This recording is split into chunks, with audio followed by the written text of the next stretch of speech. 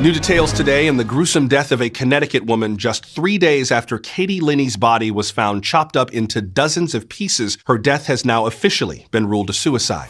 Officers entered Ms. Linney's home at approximately 12:30 a.m., where they found 59 pieces of her remains scattered throughout the bedroom, kitchen, and garage, leading authorities to conclude this was a, quote, open and shut case of suicide by dismemberment. Upon entering so that way the resident's our voice garage, is louder responding than what's being officers played. located Miss Linney's disembodied head in the That's trunk perfect. of the deceased Put her up a vehicle. little bit. This is when it became immediately clear that Miss That's Linney perfect, had right? tragically taken her own life.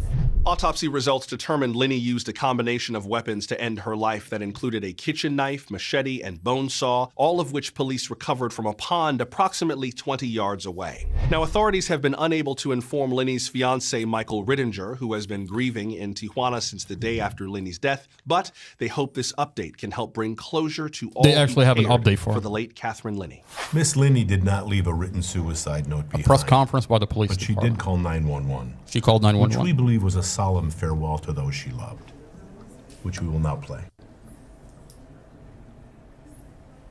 911, what's your emergency? He's trying to kill me!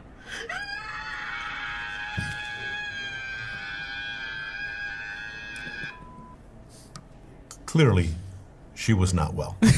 We here at ONN would like to take a moment to remind our viewers that if you or anyone you Julie know Carey has with been NBC4. struggling with thoughts of chopping off all I mean, your limbs and essentially, throwing well, your they're saying torso this is in a homicide dumpster, or we a urge suicide? you Suicide. to contact the National Suicide Prevention Lifeline. Coming up next, a breakthrough in cancer research. Hear why doctors now believe medicine could be the All right. key. So In I want to perilous times move of to great what Commonwealth Amy Ashworth is. I mean, this is a joke, right?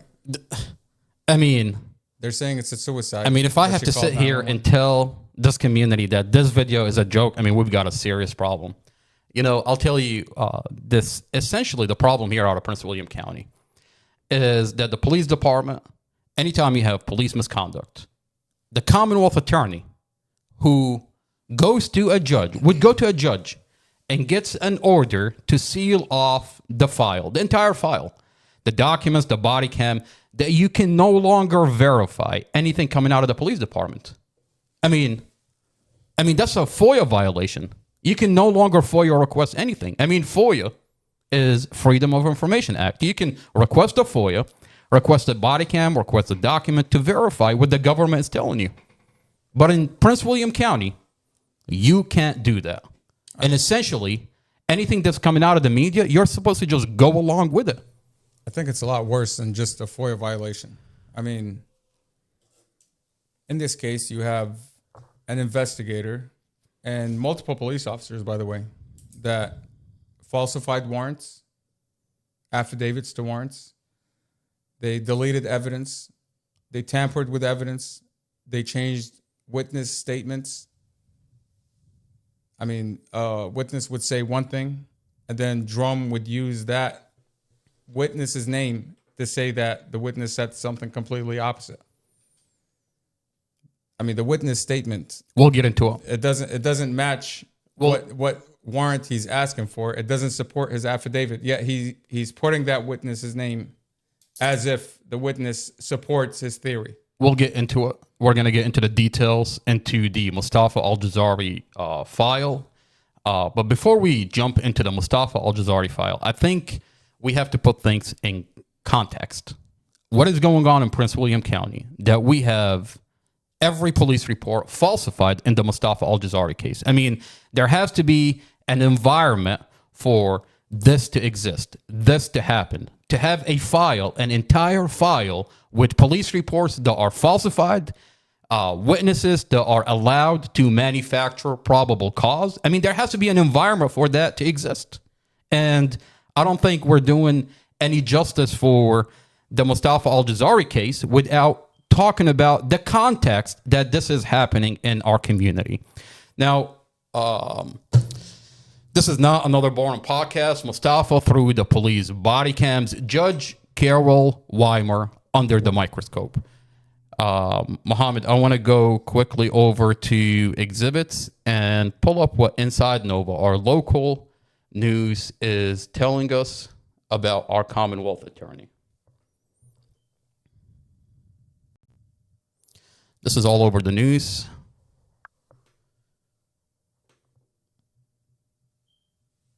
There we go.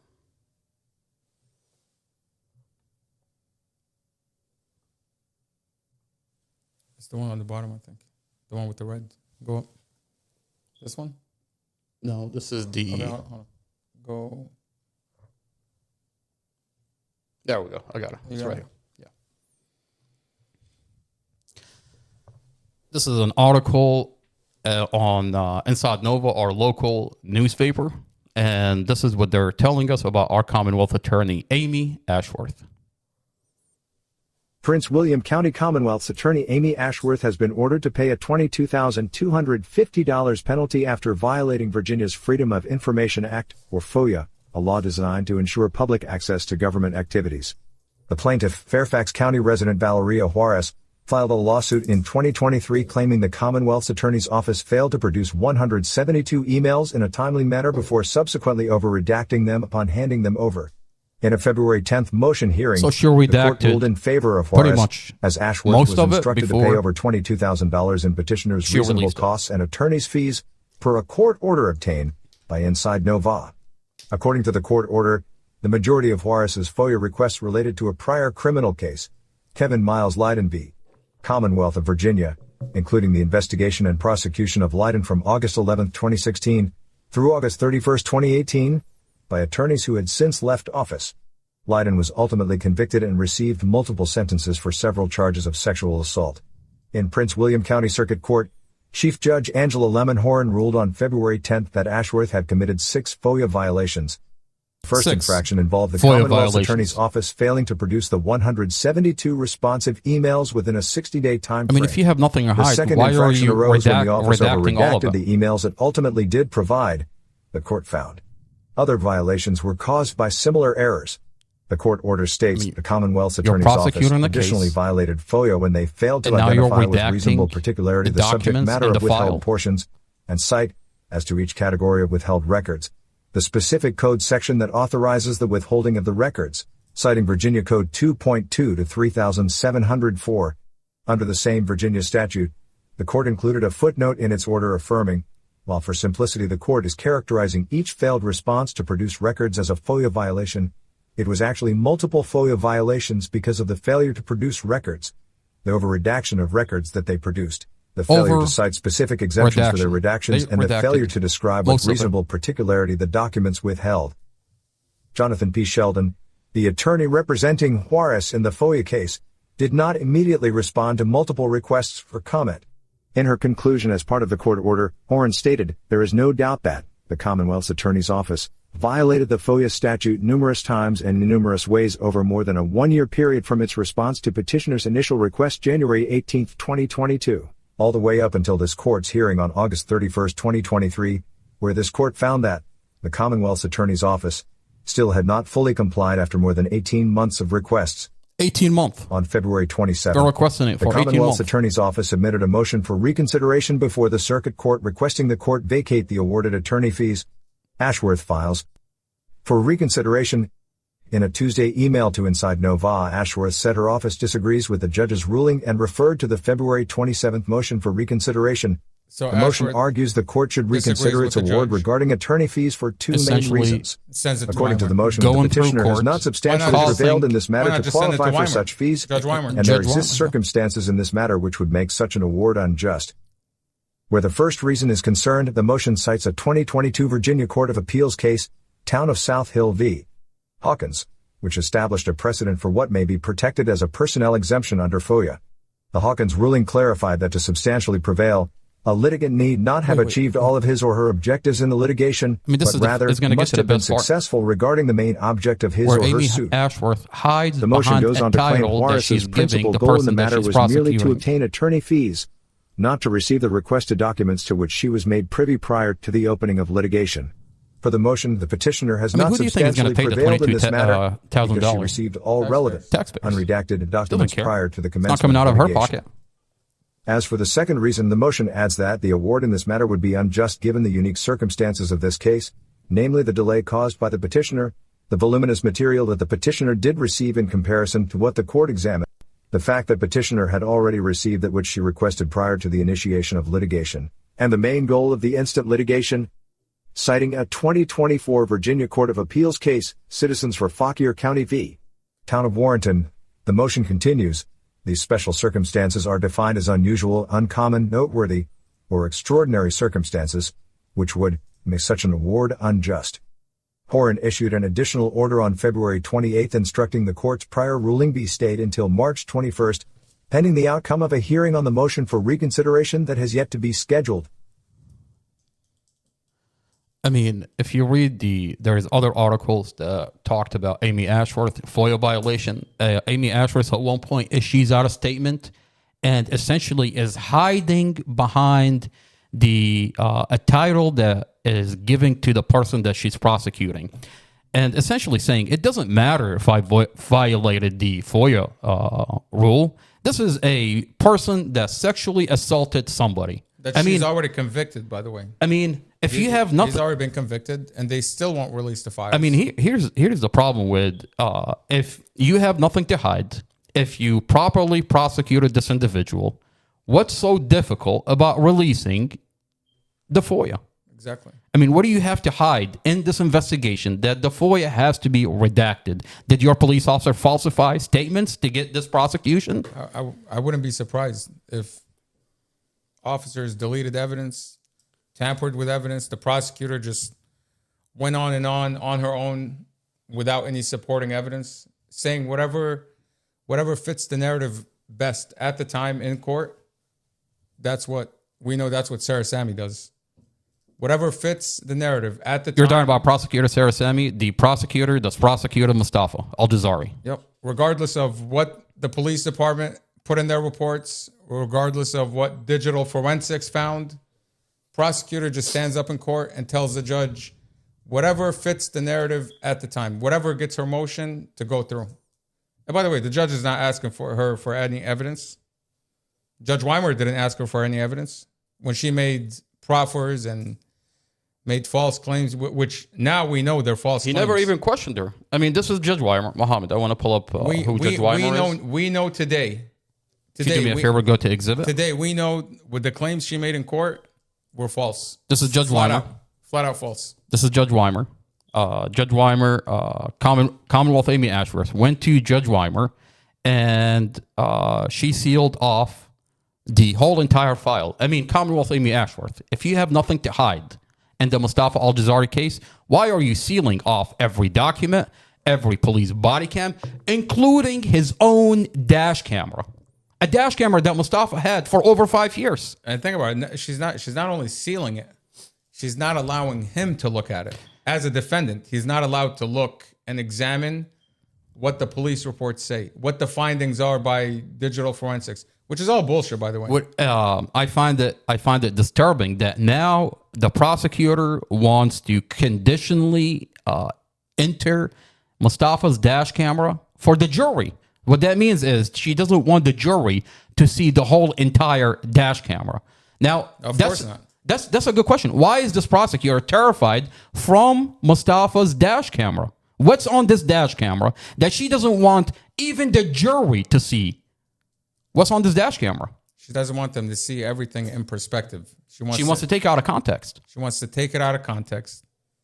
She wants to bring in a lip reader who basically lies. I mean, you look at Mustafa's bond hearing, okay? In Mustafa's bond hearing, she told the judge, you have the recording of it. She told the judge. I have every recording in that court. You have every proceeding. Every proceeding. Recorded, okay? So. And quickly. She tells the judge that she has a lip reader that is going to say, Mustafa and Dorothy were arguing. Yet you look at the reports and you look at this lip reader and when the report was written, it was 2 months after she said it. So how would she know, essentially, how would she know that a lip reader has said X, Y, and Z, and then 2 months later, the lip reader put in their report and says exactly what she made, the claim she made to the courts? Mohammed, Blake Weiner, the defense attorney at the time, stands in court and I have the recording, and he tells Judge Weimer, Your Honor, the prosecutor does not have a lip reader and essentially is not a lip reader herself. So how could she make the assumption or reach a conclusion that the lip reader says this, that, and this? I mean, essentially the lip reader, she's claiming that the lip reader will say that Dorothy wants to get out of the vehicle. What else? Dorothy wants to get out of the vehicle. When the dash camera shows that there is no indication that that's even happening. As a matter of fact, when you watch the dash camera, they're claiming there's an argument inside the vehicle. When you watch the dash camera, there is no argument inside the vehicle. As a matter of fact, they're terrified. The prosecutor is terrified that now she doesn't even want the jury to see this dash camera because Mustafa and Dorothy are passing back and forth a cigar back and forth 8 times. And when you watch it, you realize that they're lying about the whole entire case. I mean, why is this dash camera sealed? It's sealed because once you watch it, you're going to realize that they're lying about the whole entire case. And now they chop up the dash camera, release a chopped up version to Julie Carey after a year and a half. Now they're talking about conditionally entering this dash camera into the jury. I mean, you take anything out of context and it's going to show something else. Why not play the whole dash camera? There was a psychologist that Blake hired, and she examined the dash cam. She examined all the evidence that was available. And she says, in her 20 years of experience, Mustafa looks like a normal individual who's being put in a position where he's trying to avoid a vehicle accident. That's what this psychologist... She sees the evidence, examined all the evidence, and Mustafa evidence.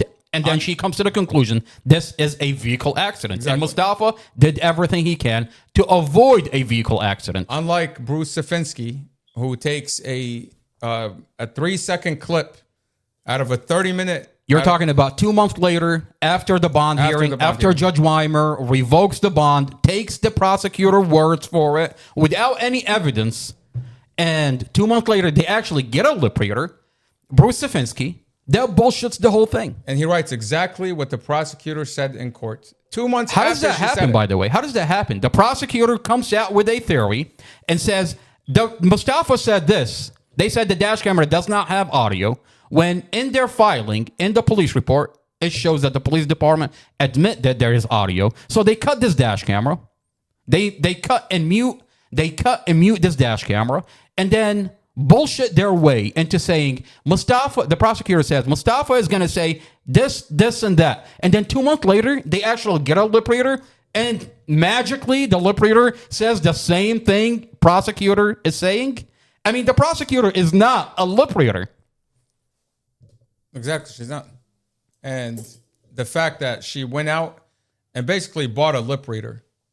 She bought herself an expert. She bought an expert. You know what the problem with this lip reader? That's the same thing with, what's her name?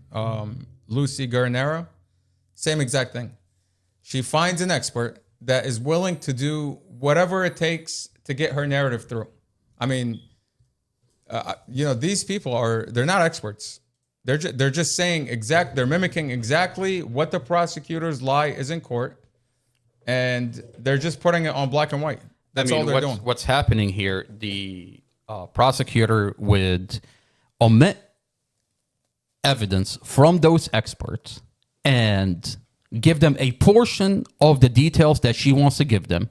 And based on not the whole file, they're coming up with their expert testimonies. Exactly. Why not give them the whole entire file? I mean, you look at Lucy Guernera.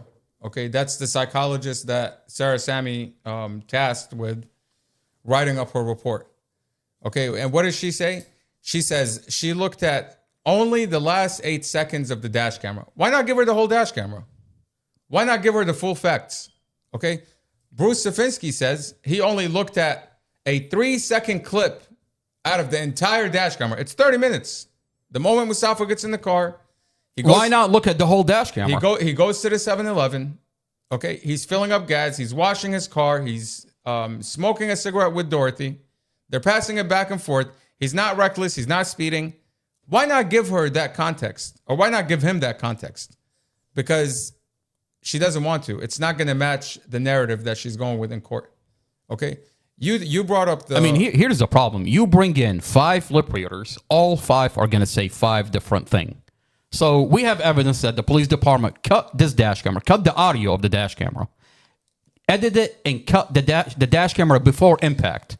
So you have a dash camera. And by the way, there are documents in the discovery that prove that they're in possession of the audio, but they're lying. This is exculpatory evidence that they're hiding from Mustafa, from Mustafa's defense. It's illegal. So they mute this dash camera, bring you a lip reader, and the lip reader is going to just say whatever they want. And I find it interesting that the lip reader is not lip reading what Mustafa says. Yeah, Isn't because once you lip read what Mustafa says, you can no longer say that they're arguing. I mean, that's the funny part is the lip reader says he's reading Dorothy's lips, but he can't read what Mustafa is saying. How does that make any sense? It doesn't. It's just... I mean, when it doesn't match the narrative, they exclude it. I mean, wait until you actually see the dash camera and you realize that they're smoking a cigarette, passing a cigar back and forth 8 times. And you want to tell me they're arguing? How? Look, we brought up the audio to the dash camera. Okay. I mean, I find it really interesting that a investigator, okay, who's tasked with investigating a double homicide. Let's make it a little more clear. A crash, what is it? A crash investigator investigating a alleged double homicide. We're talking about investigator Robert Drum. Investigator Drum. Okay. He finds a dash camera that allegedly has no audio. Okay. The prosecutor says to the courts, there's no audio. Okay. We see a body cam where Drum is talking to the company that makes this dash camera. And in the entire recording of his body cam, he not once mentions that the dash cam did not pick up audio. Not once. Not once. Okay, he's talking to Rexing for over 10 minutes. And not once did he mention, hey, what's up with this audio? Why isn't this camera recording audio? Especially when digital forensics is telling him in a report that there is audio to it. Now, he never mentioned that there's no audio when he contacted the company that manufactures the dash camera. He never mentioned that there is no audio when he talked to Mustafa, that 30-minute conversation that you recorded. You recorded the phone call conversation between Mustafa and the investigator, who on the police report, if it wasn't for you recording an audio, it would be Mustafa's word against the investigator, because the investigator falsified Mustafa's statements and put in his police report that Mustafa had told him that he was arguing inside the vehicle. Mustafa never said that. There's an audio recording of the phone call conversation. Now, he talks to him about the dash camera, never mentions there is no audio in the whole entire 30-minute conversation. If it had no audio, wouldn't you think that's the first thing he talks about? I mean, I find it interesting that this body cam of Robert Drum is nowhere to be found. The prosecutor in court said to the judge, she said, Your Honor, I don't have the body cam right now. You're talking about the body cam of the conversation between Drum and Mustafa. On April 7th. On April 7th, the phone call conversation. Now, what's disturbing is when you read the police report, it's a 30-minute conversation. And you read the police report, it's written verbatim, word for word, the conversation that took in order. And there's no way you can write that report from memory. There's no way. Read it and listen to the audio recording that you recorded. There is no way. Now, you get to the part where Drum says, Mustafa told me that he was arguing inside the vehicle. So the whole report is written verbatim, and that part is falsified. Now, they claim that there is no body cam. Well, now, when I open evidence.com, there is no body cam. The prosecutor said there is a body cam. She told Judge Weimer that. And I have the recording of her saying that. She said she didn't have it at the time. Now, if there is a body cam that exists of Mustafa and Drum talking on April 7th, why is it missing out of evidence.com? It's not in evidence.com. When I open the Mustafa Al-Jazari file, that body cam is nowhere to be found. So you're telling me the police department deleted the conversation between Investigator Drum and Mustafa. Now, they weren't expecting that you recorded it. And that's where they got in trouble. because now it's no longer Mustafa's word against the investigator. There's a recording. I mean, what's really sad is you have internal affairs who is supposed to be oversight for these cops like Drum, Chad Mason, Investigator Romero, Casey Fines, all these officers that are involved in this case. Internal affairs is supposed to be overlooking what they're doing. When you file a complaint, internal affairs takes your complaint. They go back and they look at this officer's conduct. They see what you're alleging. I mean, you allege to the police department that Robert Drum falsified Mustafa's statements. You would expect internal affairs to do the right thing and hold this officer accountable and make an example out of him so that other officers don't follow suit. Now, what you have here is internal affairs called the Commonwealth attorney and told her, hey, this family has a recording of that officer's conversation with Mustafa. So what are they going to do? They're going to delete the body cam. Rather than fix the issue, rather than hold this officer accountable, they deleted his body cam. Within 5 days, they dropped originally Mustafa was charged with a DUI manslaughter. Within 5 days of internal affairs admitting that the investigator falsified Mustafa's statement, contact the Commonwealth attorney, and we have a phone call where he called you, he called me, and First Sergeant Sean Shelton is telling us, I contacted the Commonwealth attorney. I notified her that this investigator had falsified the police report, which is the foundation of this case. He's claiming that Mustafa told him he was arguing inside the vehicle. Yep. 5 days later, the Commonwealth attorney retaliates, drops the manslaughter, DUI, and then upgrades it to murder. In retaliation. Now, what's disturbing is that they've held Mustafa on a DUI manslaughter from April 5th all the way to October when she was notified that the report is falsified on a DUI. Now, what's disturbing is when you pull up Mustafa's toxicology report. Mom, do me a favor. Go over to exhibit. This is Mustafa's toxicology. Mustafa Al-Jazari. Blood alcohol, non-detected. There's no alcohol in Mustafa's system. THC, 0.0003. So that means there is no drugs in his system. So no alcohol, no drugs.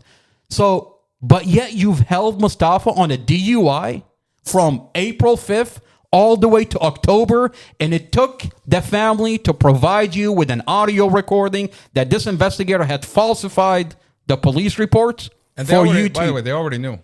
There's a toxicology. I mean, when was this toxicology issued? April 13. April 13. April 13. April 13, right? Mm-hmm. Mustafa was arrested on April 7. The vehicle accident happened on April 5th. So you've had Mustafa's toxicology. I mean, all the way to October? He wrote up a warrant. Drum wrote up a warrant the next day for Mustafa's blood. Okay, think about it like this.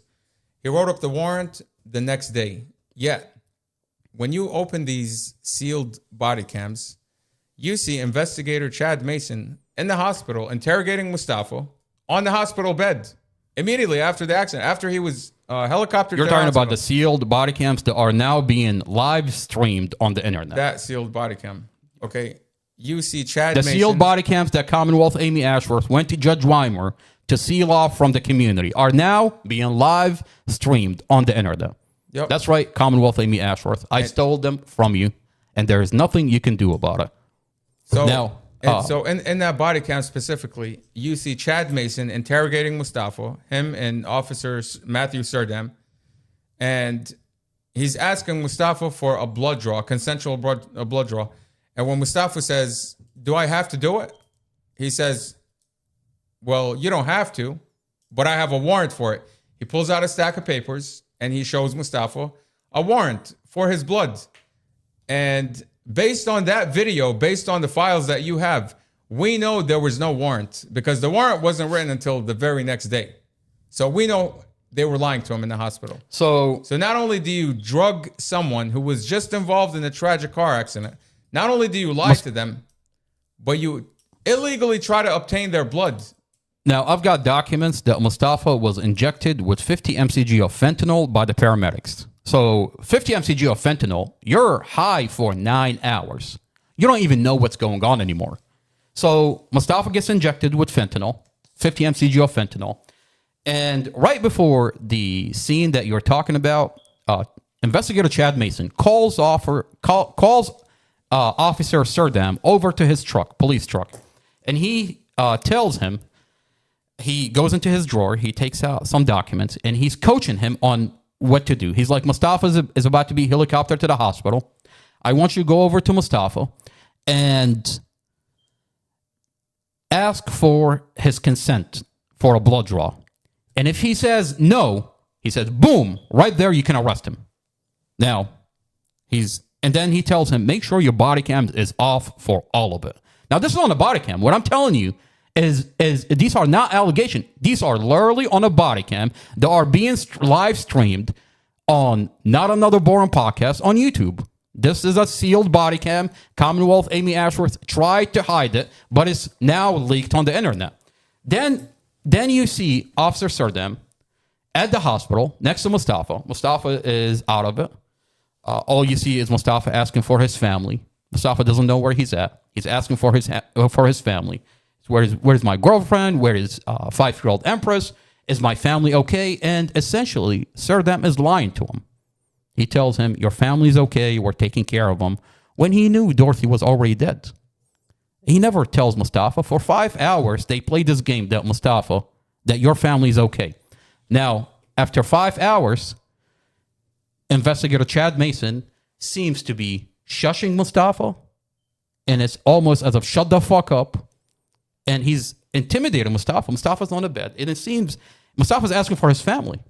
While at the same time, right before it, he's threatening the family outside in the lobby that he's going to arrest the mother, arrest the family if they ask about Mustafa.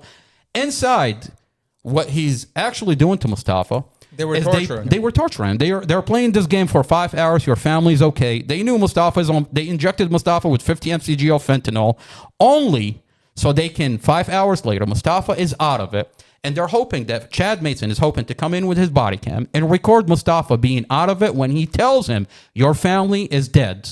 That Mustafa is not going to have a reaction because he's on 50 mcg of fentanyl.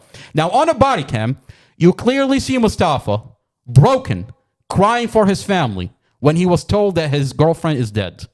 And Chad Mason, in his police report, writes that Mustafa did not care. Mohammed, do me a favor. Go over to exhibits. I want to play this really quick. What I was going to say is I don't know how they were allowed to do that with a nurse being inside the room. Why would a nurse, how could she allow someone to get tortured like that after losing his loved ones, after being injected with fentanyl, being airlifted in a coma, to wake up to these two nasty officers on a hospital bed, just grilling him, interrogating him. Okay, and the nurse is just standing by, watching this whole thing unfold. What was her name? Heather LeDuc? Heather LeDuc.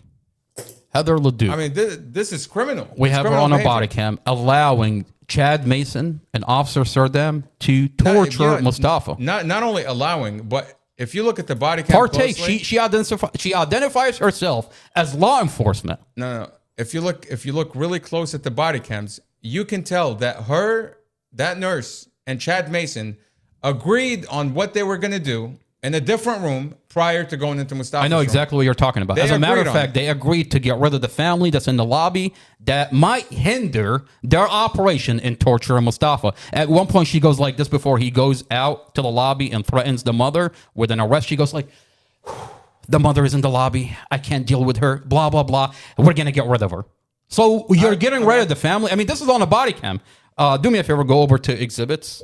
I want to play the portion of the dash camera where investigator Chad Mason put in his police report that will be shown to the jury. By the way, this body cam is being omitted out of the... they want to not admit this body cam. Judge Weimer agreed that prosecutor Sarah Sammy is not going to let the jury see this body cam. Why not? Why not? You want to just go with the police report that Chad Mason falsified this body cam in the hospital?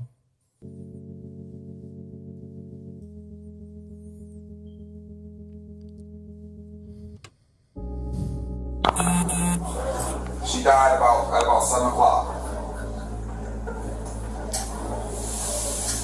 Died at about 7 o'clock.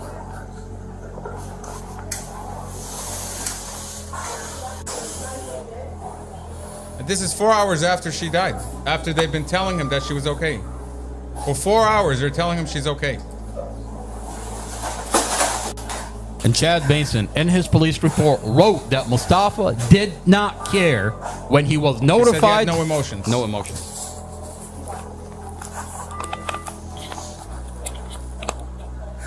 And the jury is going to read the police report from Chad Mason during trial and not actually see the body cam. I mean, here is the disturbing part. Judge Carol Weimer. We're talking about the same Chad Mason that said the wire is cut to the body cam, to the dash camera, and then all of a sudden he's hungry. The same Chad Mason who took the stand on the motion to dismiss and admitted that he plugged in Mustafa's dash cam prior to sending it to digital forensics and tampered with the files and admitted openly that he violates department policy and he didn't know that he couldn't plug evidence into his personal laptop. He claims he didn't know. I mean, come on now. I want to go over Officer Zymus and what Officer Zymus, with the disturbing part about what you just said. I mean, the dash camera is supposed to go over to evidence.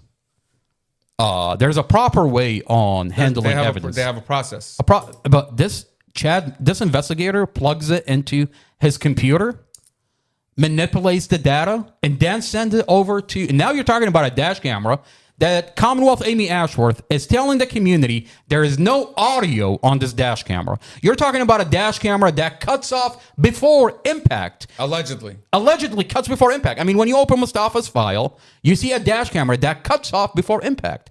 Now, there are 17 frames missing because this dash camera sees the outside and sees the inside. There are 17 frames missing from Mustafa's facial expression from the inside view. Why? While the outside camera is still rolling. It doesn't happen unless you manually cut this dash camera. Look, no doubt about it. They tampered with this dash camera. I mean, Chad Mason openly admitted it in court. This guy's been working with the police department for over 13 years, and he doesn't know what his policy is. You're talking about during a motion to dismiss. He doesn't know what the policy is with regards to how to handle evidence. 13 years.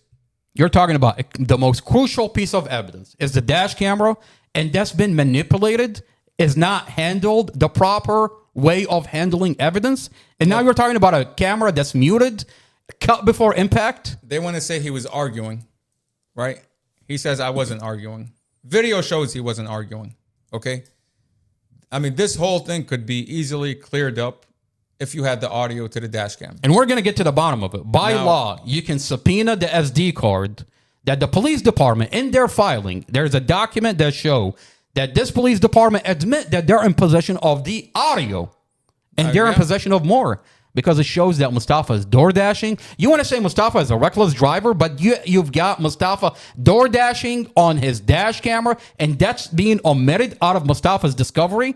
This is exculpatory evidence. I mean, you gave me a really good example the other day of and you're talking about a case where, and it fits perfect into what's going on here. The case where you talked about, say someone shot somebody and they have a 45. Can you go into that? And this is perfect into what's going on here. So let's say you're being accused of shooting somebody, okay? You own a gun.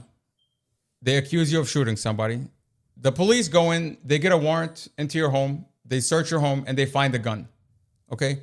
Now, the victim was shot with a 9mm, okay? They go into your home, and they find a 45 in your home. You only own a 45, okay?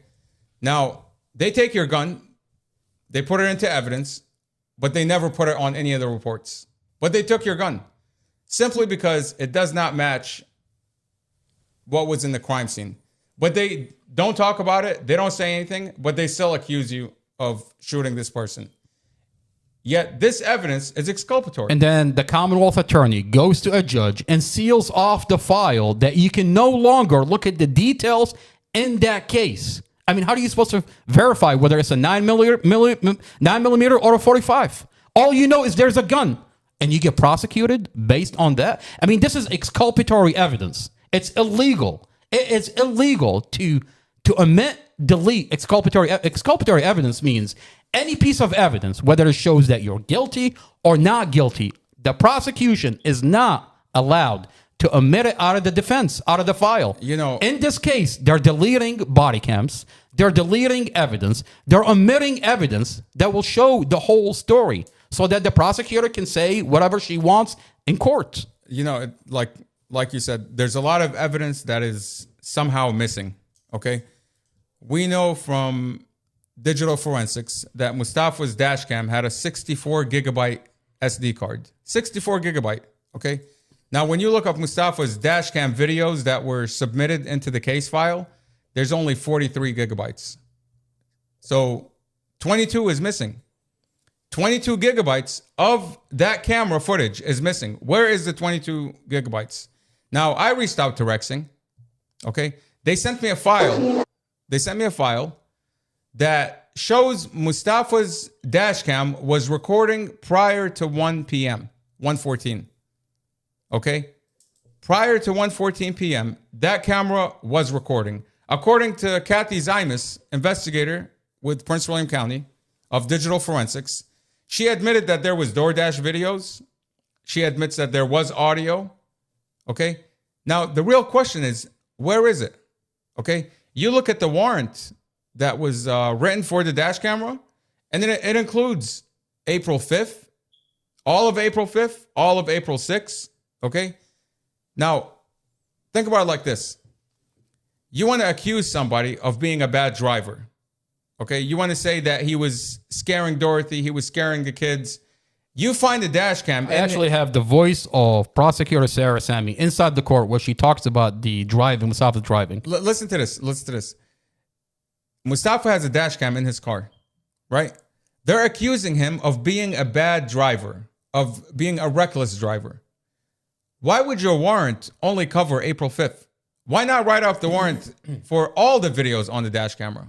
Why would you exclude April 4th, April 3rd, April 2nd, and any video prior on that SD card? Specifically when you're accusing Mustafa of being a bad driver. I'll give you the answer. Yeah. It's because Chad Mason and Robert Drum plugged the dash cam into that laptop, into their personal laptop. They reviewed all the footage, and then they decided, we don't want anything past before April 5th because it doesn't help the prosecutor's case. It doesn't help their narrative. That's exculpatory evidence that because they're he's omitting. not a reckless driver. Okay, and they slipped up when they said they had videos of him door dashing. They slipped up. You only find that out on a body cam of Robert Drum where he's talking about the content of the dash camera, where in the content, where he talks about Mustafa's dash camera, you can see him door dashing on a body cam that's sealed from everybody, that's being leaked on the internet. Robert Drum says you can see Mustafa door dashing. And Robert Drum says, I can hear, he talks about the content of what Dorothy and Mustafa are talking about. And he's talking about courts. How could you hear the content of the conversation if there's no audio? I mean, here you sit there and you talk about Mustafa and Dorothy are talking about courts, but then you say there is no audio? I mean, and then he said, Mustafa stated, in quote, I know what happened. When specifically Mustafa never says, said that. Mustafa says, I don't know what happened. He says, I don't know what happened. Yet this investigator lies, delete his body cam, and he thought maybe it was going to be Mustafa's word against his. But unlucky for him, I recorded that conversation. So we can definitely prove this officer falsified 5 specific items on that report. Internal Affairs was supposed to do their job, but they chose corruption. They chose to cover up for this officer. They chose to delete his body cam. Okay, because they found him violating department policy for something related to this body cam. What was he doing? We know he likes to talk to his wife while he's conducting interviews. We know he likes to call his wife and other people. He likes to have them on 3-way. when he's conducting interviews of a alleged double homicide. I mean, think about it. How serious was Robert Drum about this case? How serious was he? I mean, he's telling witnesses he's getting his ducks in a row before he pulls the trigger on Mustafa. Not only what Drum kind of is saying investigation that. is that? Not only Drum is saying it. You got Investigator Davis saying it. I mean, and essentially what they're doing is they're bringing these individuals to manufacture probable cause in this case so they can muddy up the water. The data recorded in Mustafa's vehicle show Mustafa did everything he can to avoid a vehicle accident. Mustafa's foot is on the brake the whole entire time. The dash camera show this is a vehicle accident. The police mechanic inspect Mustafa's vehicle and find brake failure. That's on a body cam. There's brake failure. Now, all of a sudden, Mustafa's toxicology show no alcohol, no drugs. Mustafa did everything he can to avoid a vehicle accident. And throughout the police body cam, all of a sudden, you see the investigation takes a turn where they're telling individuals to manufacture, telling individuals and allowing individuals to manufacture a probable cause. They're bringing in the ex-boyfriend. They're bringing in this person and that person that tell you we didn't see anything, but this is what is going on. I mean, you're not a witness. You're allowed by the police department, by investigator Robert Drum, Investigator Davis, Investigator Romero, to manufacture a probable cause, to muddy up the water in this case. I mean, and they sealed off the whole, Commonwealth Amy Ashworth sealed off the whole case because once you watch the police body cam, you're going to understand what is going on in the Mustafa Al-Jazari case. This is a vehicle accident, and the police department falsified every police report. Now, Mohammed, I want to go over to what prosecutor Sarah Sammy says in court. Prosecutor Sarah Sammy, during a bond motion, says this.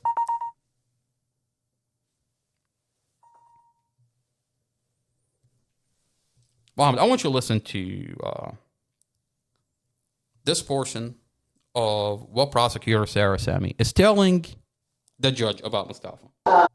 The two minor children indicated separately he used to do this, drive into oncoming traffic. Now, whether he intended to kill her on that day, I think is something that is going to be left for down the line for trial. Your Honor, his maneuvers, his deliberate maneuvers were intentional that day. There's nothing about this that was an accident. Defense counsel has a great theory, but I believe that Commonwealth's theory and the facts of this case indicate that this was anything but accidental.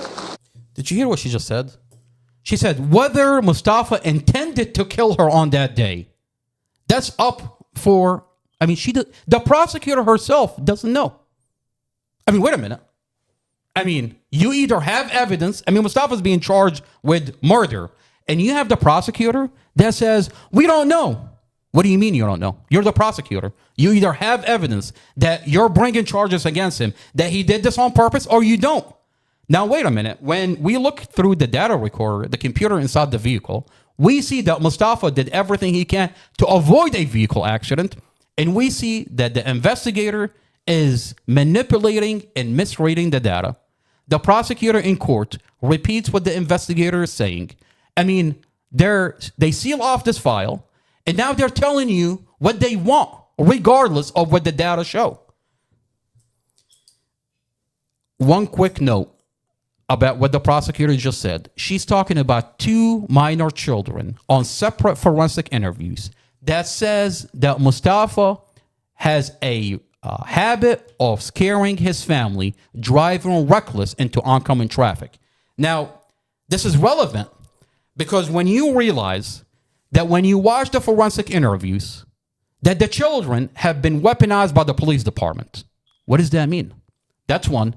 Two, the main investigator says that Mustafa is door dashing on his dash camera that they omit out of the file. I mean, you want to get to the bottom of whether Mustafa is a reckless driver, you watch his dash camera. Specifically, when he's door dashing days before the vehicle accident. Mustafa has a perfect driving record. On dash camera, it's going to show that Mustafa is not a reckless driver, and they kept it out of the file. This is exculpatory evidence. Specifically, when the prosecutor is talking about Mustafa driving history. I mean, you're relying on children that are 9 and 10. Put aside what you're going to see in this forensic interview, Muhammad. Put aside what you see on this forensic interview, that you're going to see that 14-year-old child, Javen, Dorothy's 14-year-old child, says that the investigator lied to him about what happened. I mean, at one point, the child says that the investigator told him that Mustafa had ran away, left his 5-year-old baby sister to bleed to death, and if Mustafa did not run away, they could have saved his 5-year-old baby sister. Mustafa was in a coma. This investigator Romero, is lying to the children, put them in a forensic interview to weaponize those children against Mustafa. And you want to rely on those children? Now, put all that to the side. How could you rely on children to begin with? I mean, this is a 9-year-old, a 10-year-old, a 14-year-old that does not drive. How do you know if this actually did happen? How do you know they're not sitting in the back seat and Mustafa is passing a vehicle in front of him? And we all have done this. When there's a vehicle that's driving really slow, we take the other lane. Muhammad, you know what I'm talking about. Yeah. A vehicle's driving really slow in front of you. You take the oncoming lane when it clears up to bypass the vehicle in front of you. How do you know that's not what's happening? And the children who does not drive, a 9-year-old, a 10-year-old, a 14, interpreted that as a reckless driver. How do you know that? Look, clearly these kids were interviewed, but prior they were coached to say negative things about Mustafa. Clearly. I mean, you can see from the video. I mean, Muhammad, saying that is one thing, but having the forensic interview, by the way, this is a sealed video from the Commonwealth attorney who doesn't want anybody to see it, because once you watch it, the prosecutor can no longer rely on these children because they weaponize those children against Mustafa. Listen to what 14-year-old Javen, Dorothy's 14-year-old child, says in a forensic interview. I mean, this is not my word against the police department. This is literally what's going on in the forensic interview. Mohammed, do me a favor. Go over to exhibits. When they got into the car crash, the detective said he jumped out and ran, left my baby sitting there. And if he just thought to bring her to the hospital, maybe she would have made it, but she didn't because he decided to be a coward. And now she's gone. And now all I have is my 2 brothers. She was the sweetest. She would never even hurt her fly. She was citizen too. 25. And my mom's gone. Now she's gone. It's because of one man that I trusted. Because my mom kept on telling me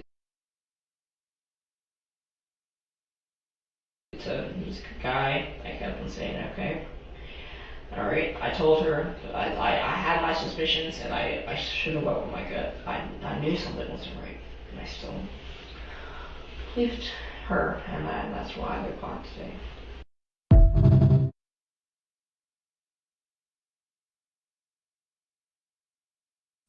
Go ahead. Really quick, I want to go back to what Prosecutor Sarah Sammy is saying in court. Now that we watched this forensic interview, and this forensic interview, 14-year-old Javen, Dorothy's 14-year-old child, says, Investigator Romero told me that Mustafa ran away, left my 5-year-old baby sister to bleed to death, and if he hadn't ran away, they could have saved her. Why is Detective Romero interviewing kids without any recording of it? Well, Mohammed, let's listen to what the prosecutor... Exactly. I mean, why is Investigator Romero interviewing these kids? Well, now off the record, why is he interviewing them? There's no body cam. There's no body cam with Romero talking to these kids. Exactly. There's no body cam before the children enter the forensic interview. What's the point of recording this interview if you're going to have Detective Romero abuse these kids prior to that interview? This is child abuse. And now the prosecutor... I want to play what the prosecutor is saying again. Listen. Your Honor, there are no conditions the court can set in this matter that would ensure the safety of the community. Specifically, with a GPS, the court would know where the defendant is from point A to point B. They don't know if he's in a vehicle, who he's with. That's not sufficient reason for the court to feel satisfied that he is not a danger to this community. Additionally, she's saying that a GPS monitor is not sufficient to have him released on a GPS. I'm replaying it again. Driving to oncoming traffic. Now, whether he intends...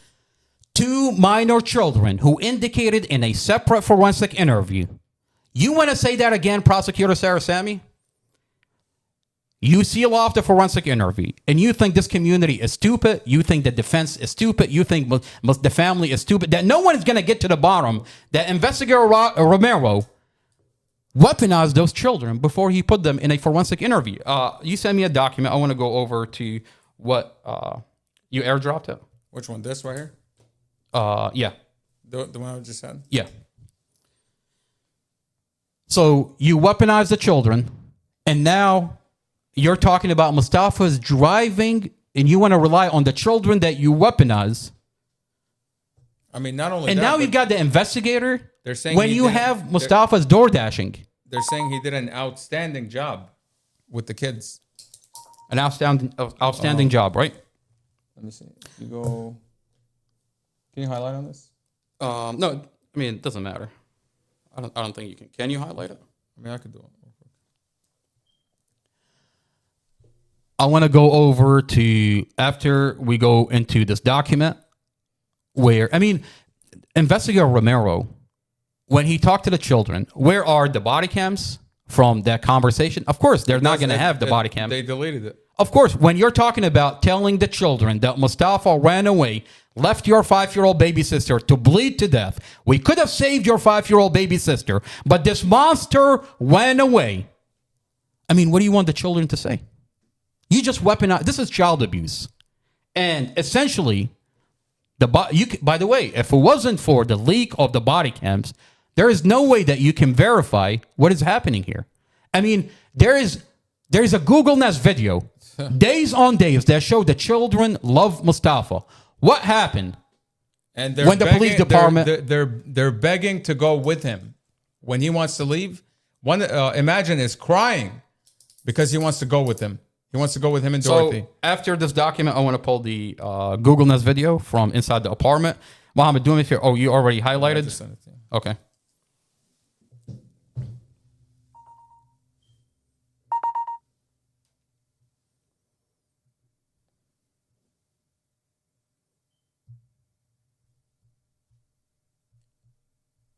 No, go to the last one. This one? Yeah. Okay. Detective Romero did an outstanding job interviewing multiple children who were left at home the night of the crash, who provided insight of the accused swerving into traffic, running lights, and recklessly driving with the victim and children in the car as a possible scare tactic. Now, that's interesting. When you have the main investigator talk about Mustafa's door dashing, wouldn't you think this is relevant into this case to get to the bottom of whether Mustafa is a reckless driver or not? I mean, where is the body cam? You're dealing with children. Investigator Romero, you're dealing with children, minor children, a 9, a 10, a 14. Where is the body cams? Exactly. From why is it not in Mustafa's file? Why is this detective making contact with minors without their parent, by the way, without their dad being present? He's making contact with minors off the record.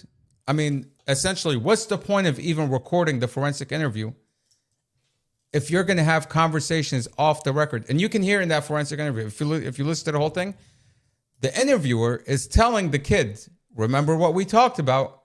Remember the specific words that we agreed on. There's literally a document on the back behind her. They printed a piece of paper, duct taped it to the wall behind her. The definition of coaching, the definition of manipulation is in these videos, okay? Detective Romero, you should be in jail for child abuse. Oh, I promise you, he's going to end up in jail. To abuse these kids. I mean, I just don't understand how a detective would think that it's appropriate to tell a child who just lost his mother something like that. I just don't understand. How does this detective think it's appropriate to tell a child that your mom's boyfriend killed her and killed your sister? Specifically, when Mustafa was in a coma. Mustafa was airlifted to the hospital. You know what one of your friends said. He said, "Let's say it was true. Let's say it was true. Why would you tell the kid that? Why would you tell a child that information? That's child abuse. Why would you traumatize this child and give him that information? Because they want to weaponize. Let alone without any evidence. Because they want to weaponize the children against Mustafa. Now, I want to go over. Very obvious. That's very obvious. This is Robert Drum's body cam. And if you go over to 1855. 1855. If not, you're going to have to wait for the medic.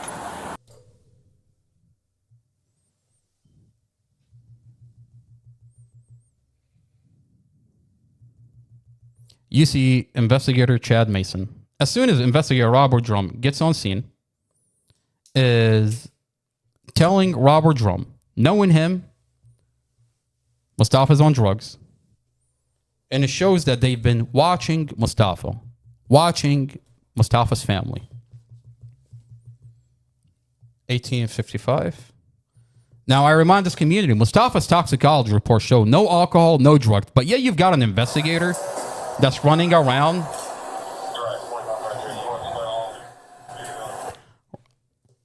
An investigator that's running around.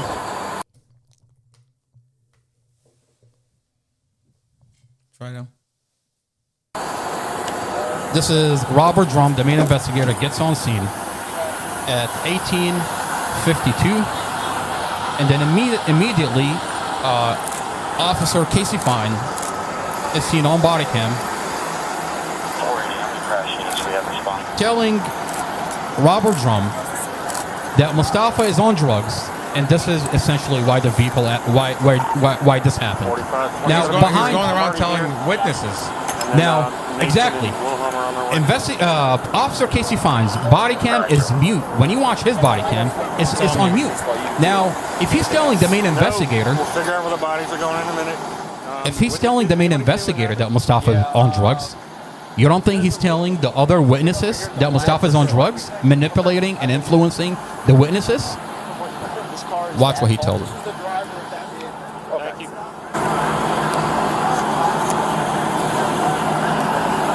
Now, mind you, take a look at where Mustafa is. Mustafa is laying in a coma right in front of his vehicle, while you have a police officer, Officer Casey Fine, telling the main investigator, Robert Drum, that Mustafa is on drugs. Mustafa is in a coma laying right in front of his vehicle. So you've got a police officer who says, I've been watching Mustafa. Why have you been watching Mustafa? Oh, wait a minute. There's a lawsuit. Mustafa is suing the police. Mustafa had over $500,000 lawsuit from 2018 that dragged all the way to the vehicle accident. Is that why you're watching Mustafa? I mean, not only is he watching we'll get to the Mustafa, bottom of it. He's watching Dorothy, the kids. I mean, he's watching the whole family. So Mustafa is in the background, in the coma, but yet they're telling the children that Mustafa ran away, left your 5-year-old baby sister to bleed to death. And if it wasn't for Mustafa running away, we could have saved your 5-year-old baby sister. Mustafa is in a goddamn coma. Romero told Javen that Mustafa crashed the car on purpose and fled the scene and left your family to die. You don't want the children to talk shit about Mustafa?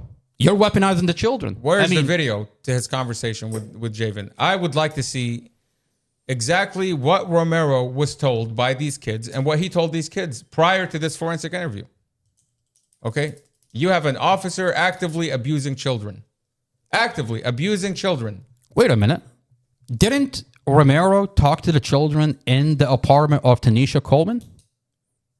So that should have been captured on her Blink camera. Blink camera. Whereas, since you've entered a portion of the police department, subpoenaed a portion of the Blink camera, only a small enough window for them to lie about the situation. Why such a narrow window, Romero? I mean, Romero wrote up that warrant. The Blink camera warrant was written by Romero, and it's so specific at the time. I mean, because they wanted to bring the ex-boyfriend. They wanted to bring the ex-boyfriend who's in possession of the kids. They wanted to bring the neighbor, Tanisha Coleman, who's sitting there coaching the children against Mustafa. And they subpoena a narrow window out of the Blink camera in her apartment, only to allow them to lie about Mustafa. I mean, and now they're upset. and terrified. The police department is terrified. Because they found out that you recorded on a video, Muhammad. You recorded on a video the whole entire night. Yeah. But the disturbing part, where is the blink camera when you talk to the children? Why is that not in the discovery? Why is your body cam not in the discovery? You're dealing with children. And when you find out that the only reason they didn't put a recording in the discovery is because he weaponized the children against Mustafa. I mean, to tell a child that Mustafa lied to the child, tell Mustafa that he crashed the vehicle on purpose, ran away, left your 5-year-old baby sister to bleed to death. We could have saved your baby sister, but Mustafa ran away. I mean, you're weaponizing the children. This is child abuse. This is the definition of child abuse. Now, I want to go back to you. Mom, do me a favor. Go back to exhibits. I want to play what Fines is telling Investigator Robert. So, at fault so far. Crossed over when oncoming traffic. I'm not 100% at fault. This is the driver of that vehicle. Okay. Thank you.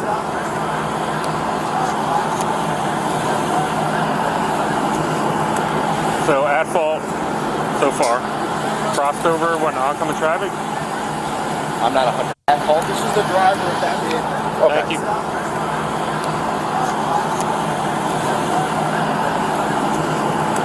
So, at fault so far. Crossed over when oncoming traffic. I'm not 100% at fault. This is the driver of that vehicle. Okay. Thank you.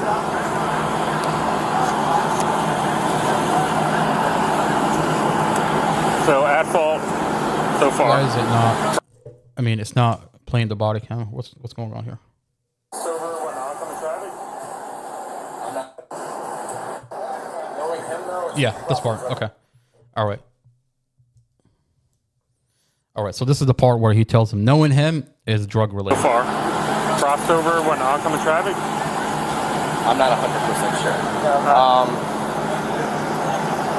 Knowing him though, it's probably drug related. Okay. If He's that's laughing. the case, He's I want laughing. somebody to go get a blood He's draw. laughing at the whole thing. If he's driving, They said In he's that driving, case- but I've had contact with him before, not driving, but he was out of it. see if somebody can do. I've had contact with him, not driving, and he was out of it. I mean, what did you not like about where is the police reports?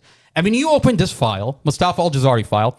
Nowhere in the file that Casey Fine had contact with Mustafa, and Mustafa is out of it.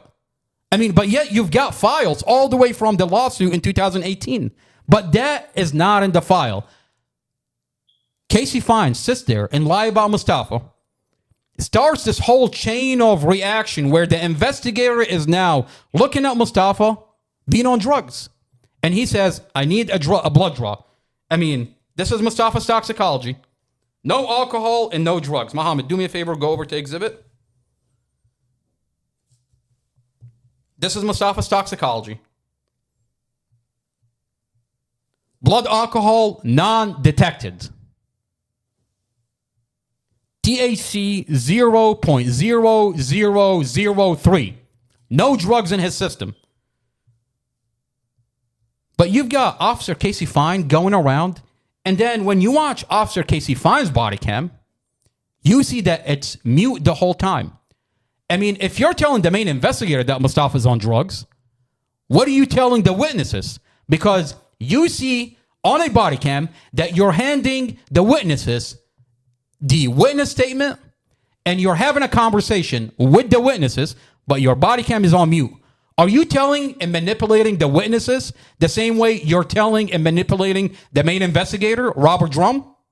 I mean, if you're telling the investigator that, you want to tell me that you're not telling the witnesses on the scene the same thing? Well, we know he was manipulating the witnesses because one of the witnesses actually changed her statement after he talked to her.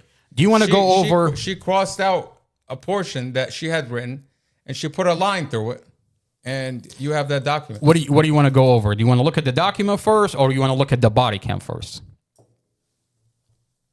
Well, let's look at the body cam. Okay. So this is she's a wife of a police officer. I think she's a Fairfax County officer's wife, and just happened to be on the scene. Just happened to be driving in front of Mustafa, according to her. This is on body cam exhibit 7. So on YouTube, for those that are following and attempting to understand what the hell is going on in the Mustafa Al-Jazari file, we're releasing the body cam that are sealed by Commonwealth Amy Ashworth, and I'm releasing them into exhibits. I've worked my way up to exhibit 25, body cam number 25. There's a lot of body cams in the file. So if you go over to exhibit 7, specifically timestamp 1853, you'll see one of the witnesses, one of the individual that happened to be there. Her name is Esslinger. She's a wife of a police officer. Let's watch that body cam.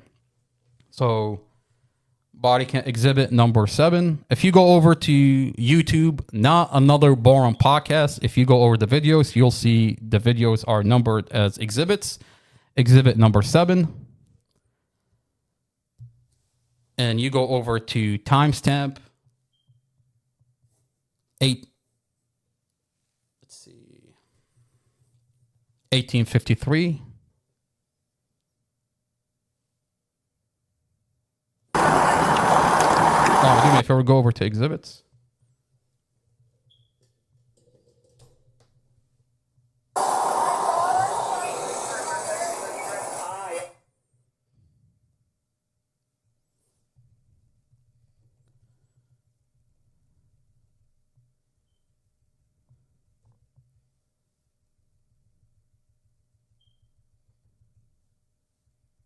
This is what I was looking for here. I'll send it to you whenever you want to go through. Okay. You'll see Officer Surdam talking to this witness. And it's relevant because what you see, the reason that it's a problem that Casey Fine has his body cam is on mute and is essentially telling the main if he's telling the main investigator Mustafa's on drugs, I mean, you don't think he's telling this witness he's handing her? We know he's going around telling everybody that this guy is on meth, he's drugged out, he's making up all these sorts of allegations about. Let's listen to what the witness says on scene. Their crash equipment and their towing equipment for a full shutdown. We'll get back it down from there. Confirm, sir.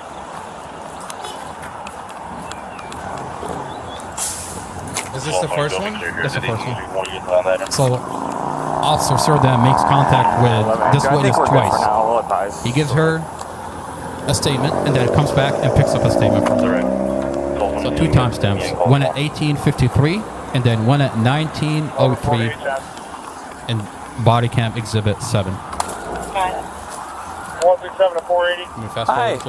Did one of you guys see the crash? We didn't actually see it. He was driving right behind us. So. That's the Charger? We didn't actually see it. That's what she says. He was driving behind us. Right behind us. Yeah, just keep playing it. We heard it and turned around, and I was the only one who could get on with 911. So what happened? Like, did you see he him? was coming this way. We heard brake skid, and we looked back. We heard brake skids. Now, when she says she heard brake skids, we know from the data recorder that the other driver never hit the brake. We know from the data recorder that Mustafa was the only one that slammed on his brake. Mustafa's foot is on the brake the whole entire time. And we're going to go into the data recorder of Mustafa's vehicle, the data recorder, the computer inside the vehicle of the SUV driver, and it's going to show. And there's only skid marks prior to the accident from Mustafa's vehicle because the other driver, never hit the brake, according to the data recorder and according to her. She never hit the brake. She's speeding, and she's on some kind of medication that is under the... Like, she's not supposed to be on the road. Well, she T-boned his car. He clears all the vehicle. He clears her vehicle, makes it all the way to the other side. To the shoulder. And she turns into Mustafa. According to Robert Drum. According to the main investigator on a body cam on the scene. Okay, keep going. What lane were you guys driving in? I was in the far one because we were going to turn in to go to Target. Okay. And he was just driving behind you? Did you see any behavior before that indicated there was anything going on? Nope. Did you see that any behavior that she's saying that he's not a reckless driver. He's not driving recklessly. I mean, from the dash camera, we know that Mustafa is not driving recklessly. He's driving speed limit. speeding or swerving? Not that I know of. I mean, yeah, the Okay. skids. So when you heard skidding, when you looked back, what did you see? Him. I'm over there in that car, and I heard her screaming. The SUV driver. Okay. Did you and she got out. see the car as it was in motion or after it had hit the wall? After I hit the wall, right? Okay. And then I just called 911 after pulling over, and everyone else was saying they couldn't even get through, so I was the only one. Yeah, there was a lot of people calling at the same time. Yeah. Okay. Can you do me a favor? Yeah. Can you please fill this out for me? This is just a witness statement. Okay. Basically, The just vehicle everything hit the that wall. you just told me. Mustafa's vehicle So hit the you wall. were driving this direction, car was driving He behind you. cleared all the Didn't see vehicle. any He makes it to the other side, and the indications that something was going SUV on, turned into Mustafa. And then all of a sudden came across.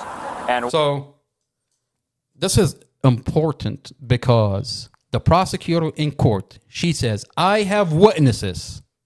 I have witnesses that will say Mustafa is a reckless driver, that they saw Mustafa is driving reckless, and he did this intentionally. None of the witnesses on the scene say that we saw the accident. None. Not only that, but Robert Drum specifically And they all say Mustafa was not driving reckless. Robert Drum puts, Do you see what I'm saying? Puts in his warrant for reckless driving. He specifically cites this woman as a witness to the reckless driving. That's crazy. I mean, here's the problem. They all say that is crazy. They all because say the that's same not thing. what she said. By the way, they all say the same thing. They say that we didn't see the actual accident. We saw prior to the accident, and we saw after. Now, that's important because the prosecutor is saying that the witnesses saw the actual She accident. said 6 witnesses, and there are 6 witness statements. Now, every witness says Mustafa was not driving reckless. But the prosecutor says the witnesses saw. I mean, let's play the. Let me ask you. the audio. Hold on. Let me ask you this. You just played this witness at 1853. You want to play 1903? At 1853. I mean, I'd like to know what happened in that, 10 minutes? In the 10 minutes, by the time Officer Surdam walked away and came back to get that slip that she was filling out, the witness statement. So if you fast What forward- happened in that 10 minutes? Okay, I mean, go ahead and play the next one. So he comes back to her at 1903. If you go over to timestamp 1903.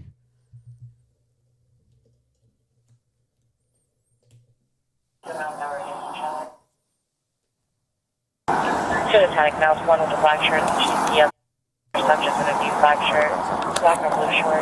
This is 10 minutes later. I'm not going to interrupt it. Sorry about that. So I started writing that, but we technically didn't see him. Like, we knew he was behind us. That's fine. So I just crossed that out. So I was like, we didn't witness it. All right, what But you we did, heard then the that's perfect. squealing and Perfect. stuff, so. Are you able to hang out for a few more minutes? Sure. If you need to go, that's fine. We're going into Target. Okay. Well. My kids are in the car. Okay. Well, if you need to take them into Target, that's fine. Okay. If you don't mind, we'll call you. Okay. Because the crash investigator is probably going to want to talk to you. Okay, yep, that's fine. Perfect. Yep, because I was there for everything post-accident. Perfect. So. And then 717-713-7013 is the best number to reach out? Yeah, that's Go over, change it out of the. Yeah. She was there for everything post-accident. Change it out of the. Yeah. Yet 10 minutes earlier, she said she saw him behind her driving. There was no erratic driving. She didn't see any reckless driving. 10 minutes later, all of a sudden, she says, I don't know anything. I don't think I saw him. I didn't see anything. I'm only there for after the accident. Why do you think that is? What do you think happened in the 10 minutes where Officer Surdam walked away and came back, and now it's a different... by the way, pull up her statement. Yeah. We know that Officer Casey Fine. We know that Officer Casey Fine is going around. He tells the investigator, the main investigator, Robert Drum, that Mustafa is on drugs. When his toxicology report came out, no drugs, no alcohol. And then we know that Officer Casey Fine has his body cam on mute, and he's making contact with every witnesses on the scene. I mean, if you're telling the main investigator that Mustafa is on drugs, you want to tell me that you're not telling and manipulating the witnesses? Now the witnesses don't even want to. Can you zoom in on that or no? Yeah. The witnesses are actively changing their statement. No, you can't go make it like the full screen? I think I can. Oh, wait, let me see. Wait, zoom back out of it. Can you snapshot it? Oh, just snapshot your iPad.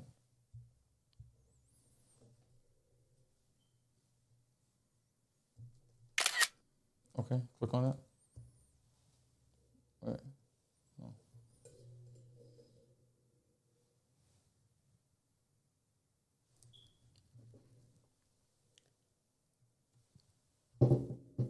You want to highlight the specific statement where she crossed it out? What do you want to do? Is it? Okay, there we go. All right, let's take a look here. I think that's clear. Right there. So she says,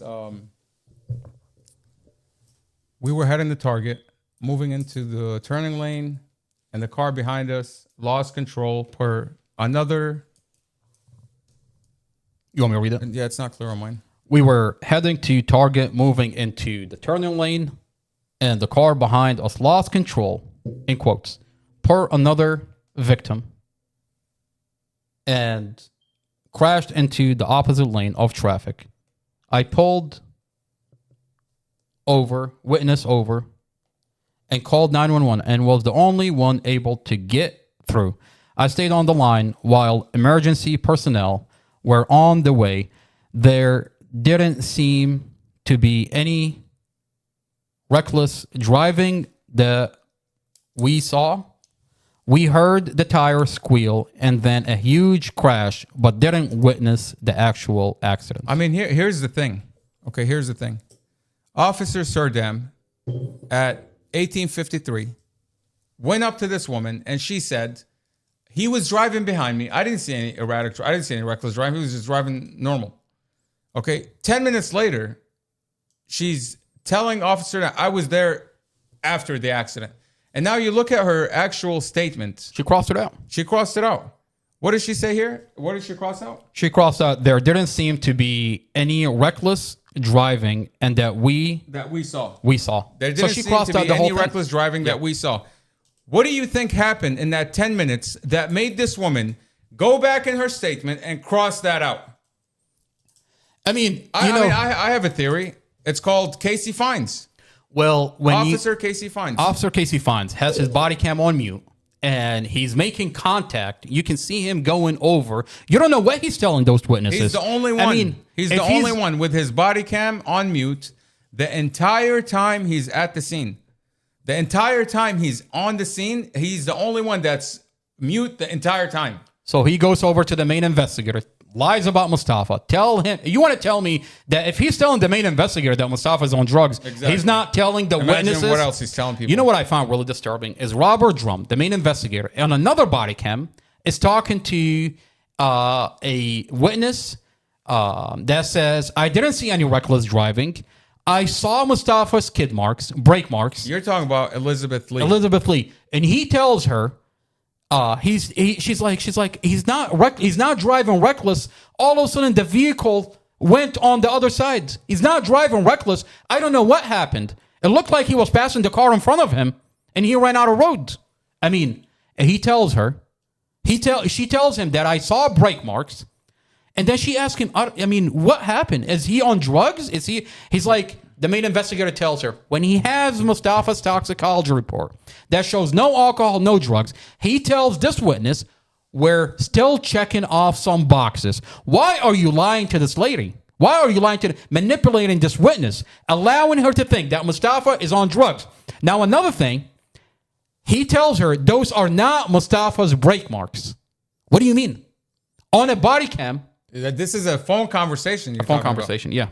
So he's manipulating the witness. I mean, essentially, why is he telling a witness that is telling him, I saw skid marks? He's telling her over the phone, no, those are not his skid marks. How do you know what she's referring to? How do you know what she's referring to? And why are you telling a witness what they're supposed to or not supposed to see? I mean, essentially, when you call a witness, you're obtaining information. But when you don't like the information, you manipulate the witness and you try to insinuate that this guy was on drugs, that a woman and a baby lost their lives. Someone has to pay the price. I mean, that's what he's insinuating. And then he tells her he's getting his ducks in a row before he pulls the trigger. He tells her we're getting our ducks in a row. I mean, I can't imagine. Like, let's say I'm a witness to something, okay? And the police are telling me that they're getting their ducks in a row. That he's on drugs. Before they pull the trigger on something that I witnessed. We want to get him off the street. I mean, I'm going to want to be a hero and say, officer, whatever you like, whatever helps your case, I'm here for you. Mohammed, so we just watched a body cam. What the witness says on scene. He's trying to get all the people that are witnesses to rally behind him that this is a bad man. He's manipulating. He was on drugs. Yeah. Okay. A woman lost her life and a baby lost their life. He has to be blamed for it. I mean, he has a motive to go after Mustafa. Okay. I mean, the police were already watching him. That's an admission by Casey Fines. He says Officer Duplessis, who's on patrol, is following him, is monitoring Mustafa. Immediately, he gets Mustafa, Dorothy's name, and all the children's names. He has it on his notepad. Do me a favor, pull up the exhibit. Let me pull up that body cam where Officer Casey Fines says, admit that we've been watching Mustafa. Go ahead.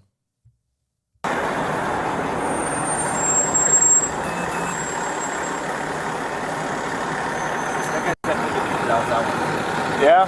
You don't remember his name? Mustafa is his name. Mustafa. I called Duplessis. I got his name,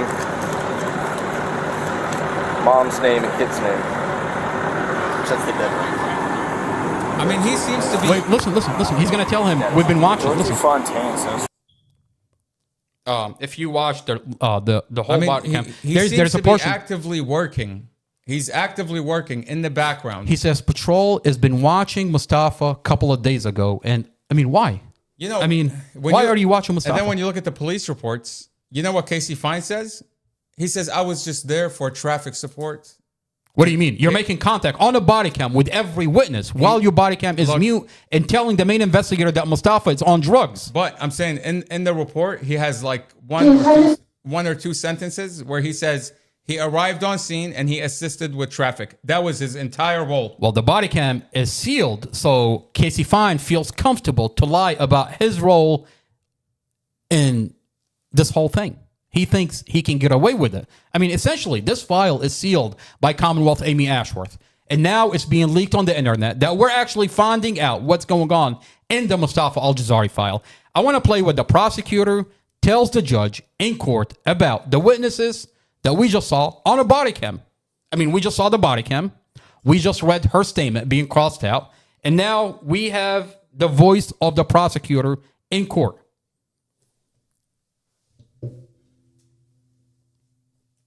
And this is General District Court bond hearing on August 7, 2023. If you go over to timestamp 2646.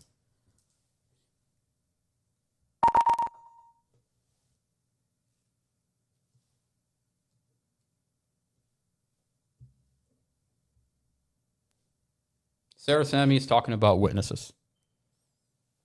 Revelations came to light after. There are a number of eyewitnesses that have indicated they all of a sudden crossing into the intersection. I want to go back really quick. I don't know why there's a lag, but they saw to light after this incident. There are a number of eyewitnesses. They saw this vehicle, the defendant crossing to the intersection. Why is there a lag? It's not. Traffic, and that's when. Is there something wrong with the internet? Hold on.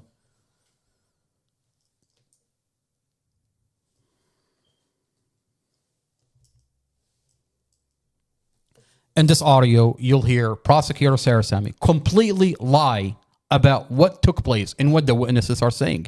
I mean, the witnesses, they all say that Mustafa was not driving reckless. I'm going to play it. Was driving normal. And she says, no, the witnesses said that Mustafa was driving reckless and he crashed on purpose. Okay. That's not true. Let's go ahead and play it.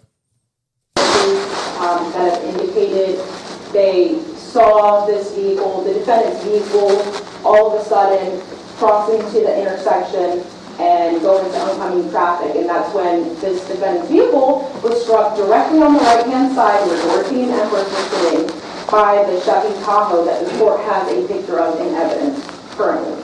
Your Honor, under 19.2.120, The court has to make a determination. The only reason why we're here today is to determine whether there's probable cause to believe that the defendant is at risk of flight or I want to go back. I mean, I want to repeat. I find it really interesting. I want to repeat what she says. Really quick. Hold on. I find it really interesting. She puts out all these narratives, all this like misinformation, and then at the end of her statement, she says, "Your Honor, we're just here for probable cause. We're not here to try the case." She's trying the case. Yeah, you had a whole entire hour where you're presenting misinformation to the judge. A whole hour. Imagine an entire hour of you presenting evidence after evidence after evidence after evidence. But she's not trying the case. And then at the end she says, "Your Honor, we're not trying the case here. We're just looking for probable cause." So that the lawyer it's his turn to talk, she says, "We're not trying the case. So don't present the information as if you're trying the case." Yeah, you just like made all these false allegations. It's just it's BS. Revelations came to light after this incident. There are a number of eyewitnesses that have indicated they saw this vehicle, the defendant's vehicle, all of a sudden crossing to the intersection and go into oncoming traffic. And that's when this defendant's vehicle was struck directly on the right-hand side where Dorothy and Empress were sitting by the Chevy Tahoe that the court has a picture of in evidence currently. Your Honor, under 19.2.120, the court has to make a determination. I mean, the file is sealed. You can't verify what this prosecutor says in court. And the evidence is not making it to the record. And you have a judge, a presiding judge, that allows a prosecutor to get away with whatever she says. And the minute that you want to talk about what she says, this is not a trial. Can you open up the document, the file I just sent you? Yeah.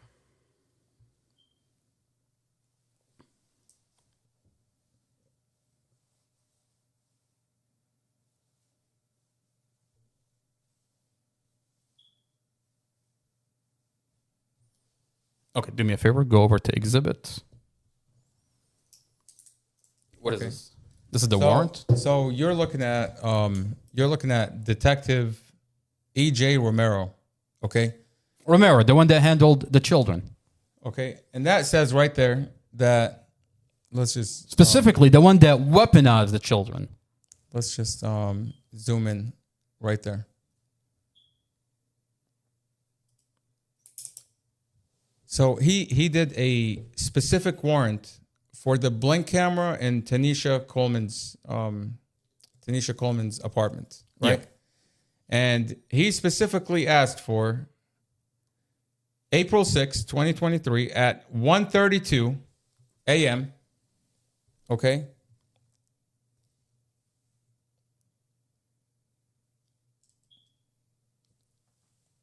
So 12:21 to 1:32 a.m. I mean, you look at this number. Why so specific? Why specifically 1:32? You know what I mean? I'll tell you why specific. It's not a broad search. It's not a broad warrant. He's specifically looking at a specific time. I mean, he went back, he reviewed this footage, okay?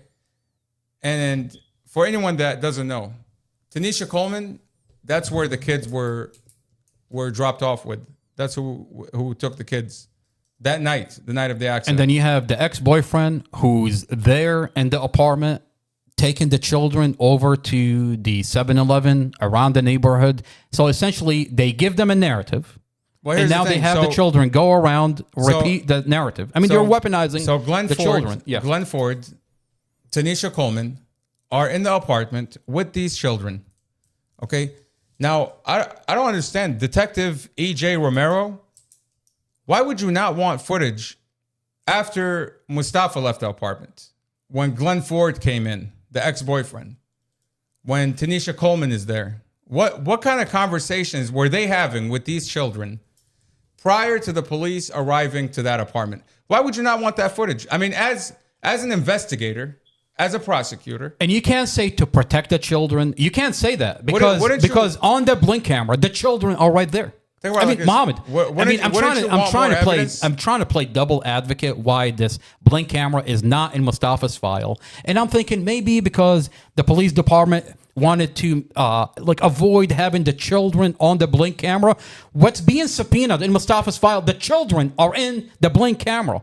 So to have a narrow portion in the file and not a broader, I mean, it only allows the ex-boyfriend who was brought into the picture to manufacture probable cause, Tanisha Coleman, the neighbor who took possession of the kids, to weaponize those children with the police department. You don't see Romero when he's talking to the children, when in the document it says that he talked to the children in Tanisha's apartment.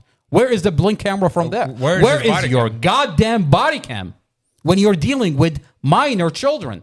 A 9, a 10, a 14? But you want to... Without their parent present.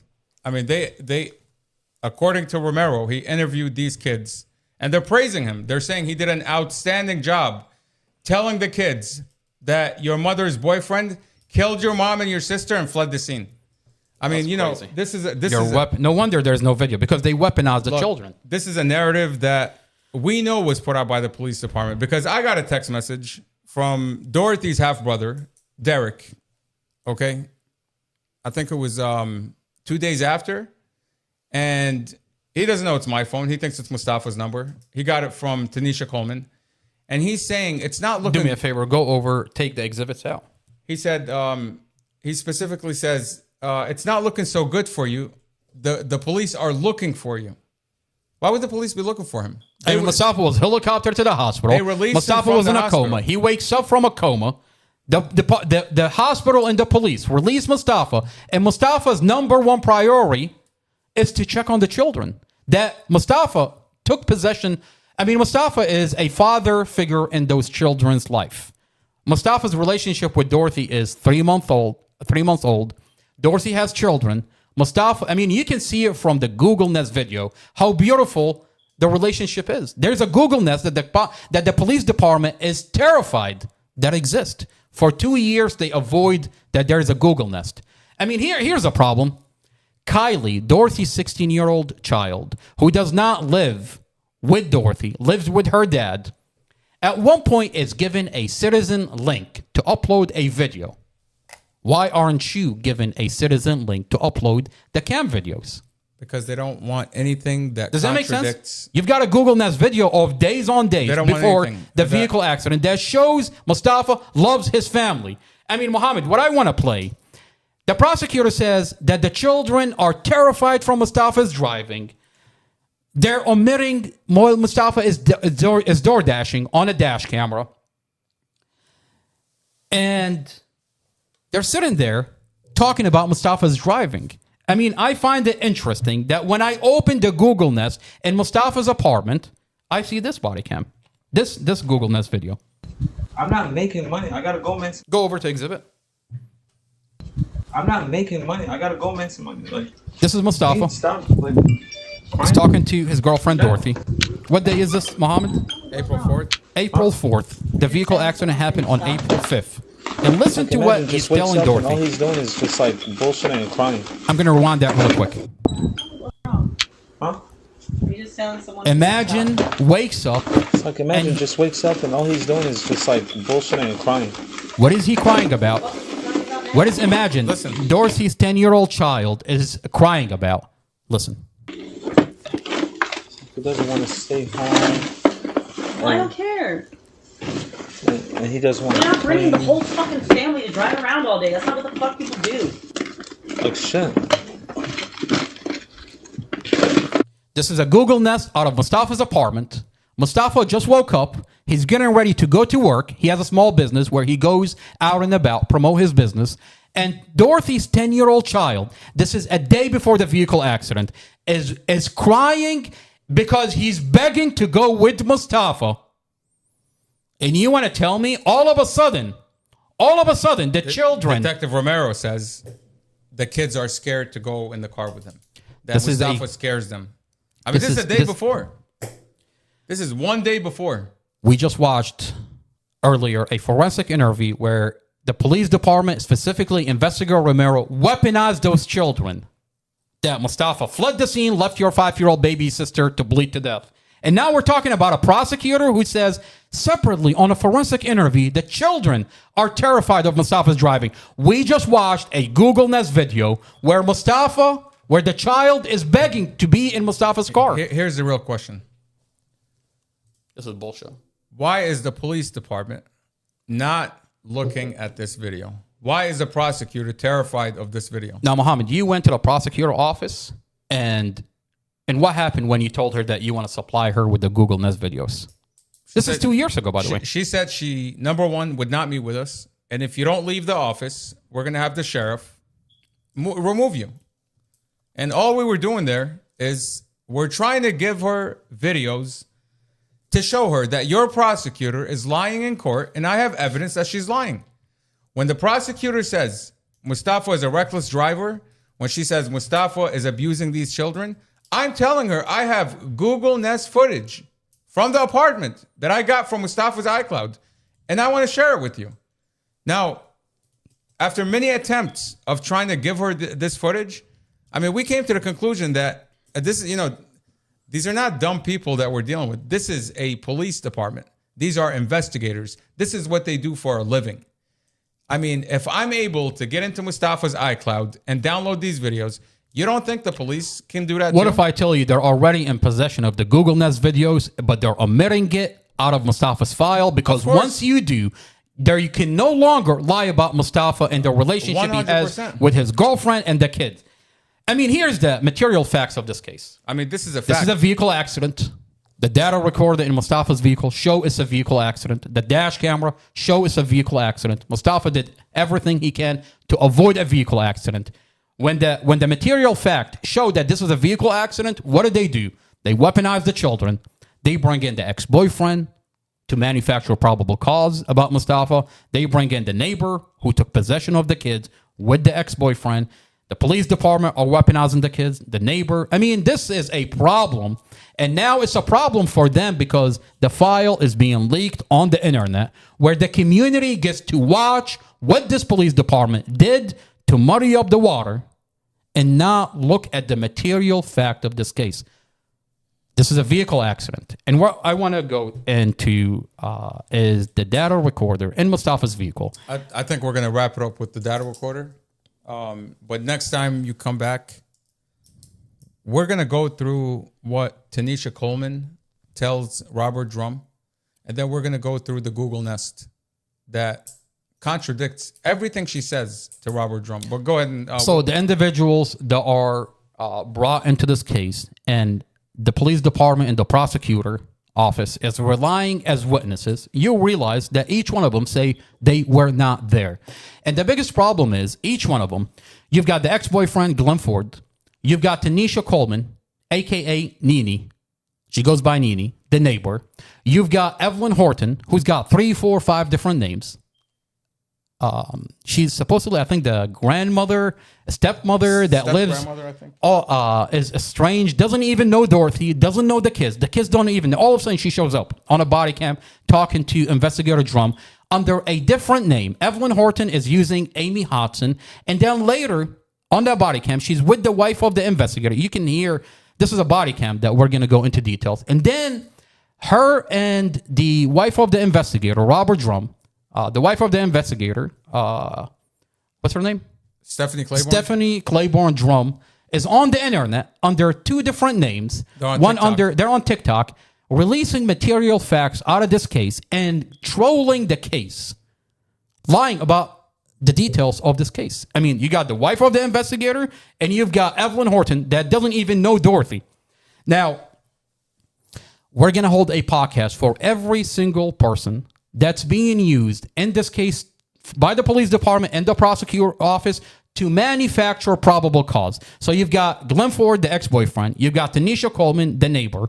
You've got Evelyn Horton, a.k.a. Amy Hodson, a.k.a. Christine Alcazar on the internet. You've got Kylie Clapp, the 16-year-old daughter that does not live with Dorothy and Mustafa, lives with her dad. There's a protective order between her and Dorothy. They're not supposed to make any contact. Lives with her dad. All of a sudden, she comes into the picture and is lying about Mustafa.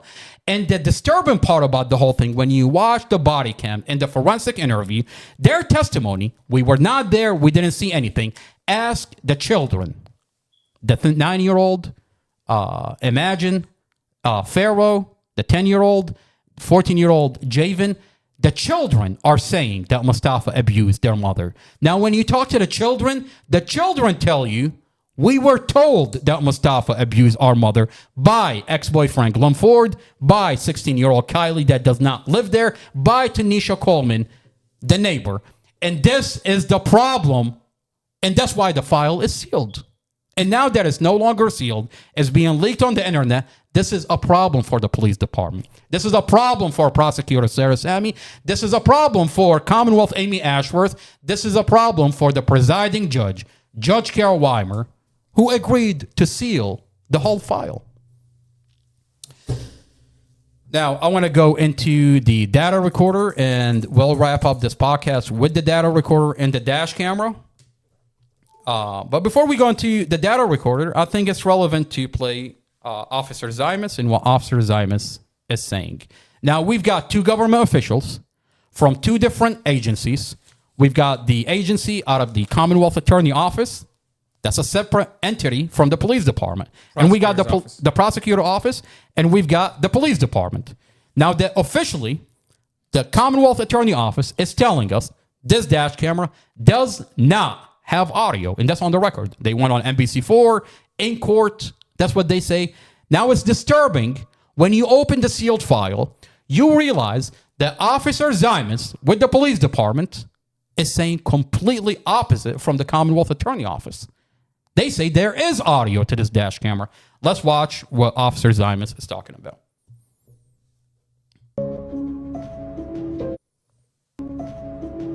My name is Katie Zamis. I'm a detective in digital.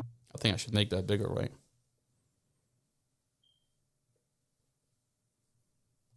And it's Zamuth. You keep butchering her name and call her Zymuth. Zamus? Zamuth. I mean, you know, if you're going to talk shit. Like with a TH? I mean, listen to how she says her name. Oh. We're sitting here calling her Zamuth. She's like, it's Zymuth. Well, go ahead and play. I want to hear how she says it. Wait, let me make this a little bit bigger. There we go.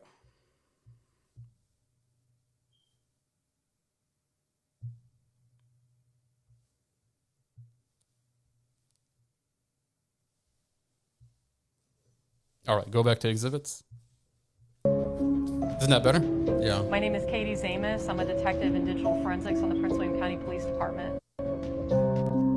I mean, I think that was too quick. I mean, we have to see what she looks like. I mean, beautiful briefcase. I mean, you can tell she knows what she's doing. She's got the gear for it. Don't you have the same briefcase? I do have the same briefcase. I've got multiple briefcases. Go ahead. You got Officer Zamus, beautiful uniform, ma'am. You're on point. Now, the next time you get your Starbucks, the community has a couple of questions for you. I mean, your Commonwealth attorney says there is no audio, but yet there's a document in the discovery that says you're in possession of the audio. I mean, as a police officer, you swore an oath to this community. I mean, you've got Mustafa's case. Mustafa's been held in solitary confinement for over 2 years. Guards beat Mustafa inside the jail. And information, we have a CCTV video where Mustafa is getting carried unconscious. Guards beat and abuse Mustafa. Mustafa's health is deteriorating in jail, in a county jail for over 2 years. The guards beat him. They won't give him medical. And you're sitting on an audio. You know you have the audio while your Commonwealth attorney is lying all over the news, is lying all over court, and you're in possession of the audio. This is a document that's produced by her. Mohammed, do me a favor, go over to exhibits, and let me click on it. This is Officer Zamuth. Zamus. You know, I know you like to call her Zymus. I mean, Zymus. You know, I mean, after watching this document, the community might just go ahead and call her a piece of shit. She's sitting on an audio for 2 years. Mustafa's in solitary confinement. No trial. They refuse to take him because of this. They have the audio. This is a document that was produced April 24, 2023.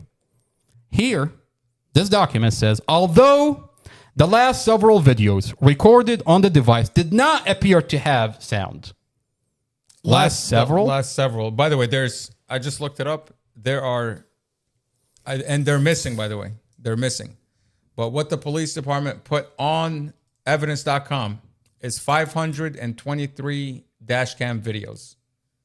523 dash cam videos. Each one is a minute long. That's a total of 43 gigabytes. And we know Mustafa's SD card is 64 gigabytes. So there's about 22 gigabytes missing. 22 gigabytes omitted. Let that sink in. 523 files, individual files. Each one is a minute. One for the front-facing camera, one for the interior-facing camera. And by the way, I'll just say, like just right off the top, 523 is not an even number. If there's a camera for the outside, there's a camera for the inside, it's an even number. So there should be a set of 2, 2, 2. You should end up with an even number. Yet, 523 files is what the police department claimed Mustafa's dash cam recorded. So why would they not enter the whole entire SD card? It's very obvious. Well, it is obvious. I mean, it's obvious, not hypothetically. It's obvious because Chad Mason told us that him and Drum took this dash cam, plugged it into their personal computer, looked at the files, manipulated the files prior to sending it to our buddy here, Kathy Zymus. I mean, Kathy Zymus says, although the last several videos recorded on the device did not appear to have sound. Okay, last several? What is your interpretation of last several out of 500? I mean, according to this, that means, okay, the last several didn't have, but the rest do have audio. Why is it when I open evidence.com, nothing has audio? None of them have audio. Specifically when here in this document, it says the sound recorded feature on the device was turned on. Wait a minute. Wait, you're charging Mustafa with murder? I mean, premeditated murder. You don't think he would remove this dash camera out of his vehicle? This is dash camera that he's been in possession of this dash camera for over 5 years. Rexon, wouldn't you think he would turn off the audio capability? Do you have a picture of it? I mean, wait. I mean, let this make sense. I want this narrative out of the prosecutor. I want to help the prosecutor here.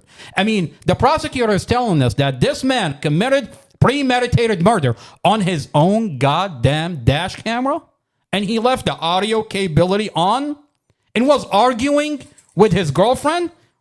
I mean, give me a narrative that actually make fucking sense here. This is the camera, by the way. Oh, beautiful. I think you should play that. I think we should play it. Hang on to that. Because, you know, I'll remind people that are thinking this is like one of those cameras. Oh, no. Cameras that you. This is a very sophisticated dash camera. No, I'm saying this is not a camera that you put somewhere and you forget that it's there. It's a giant dash camera. This thing has a screen that you're constantly looking at while it's recording. It's showing you the interior view.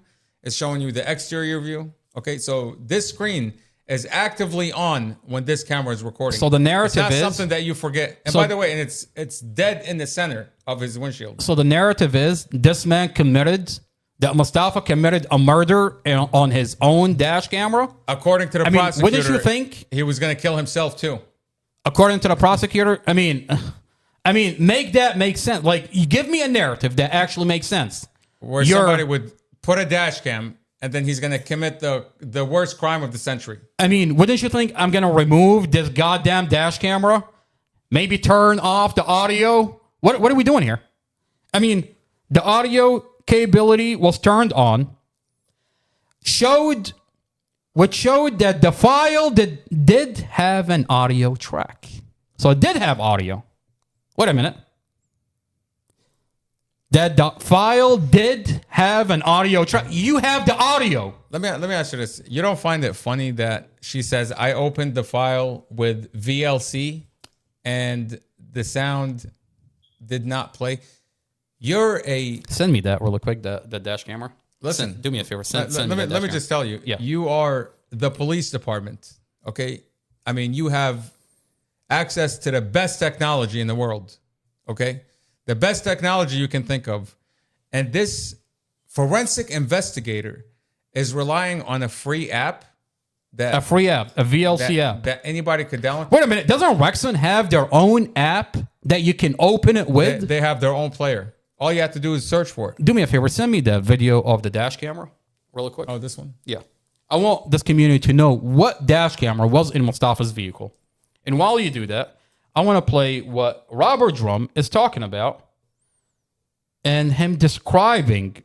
Now, at the time, the camera, the dash camera is still sealed. I mean, they seal off the body cam.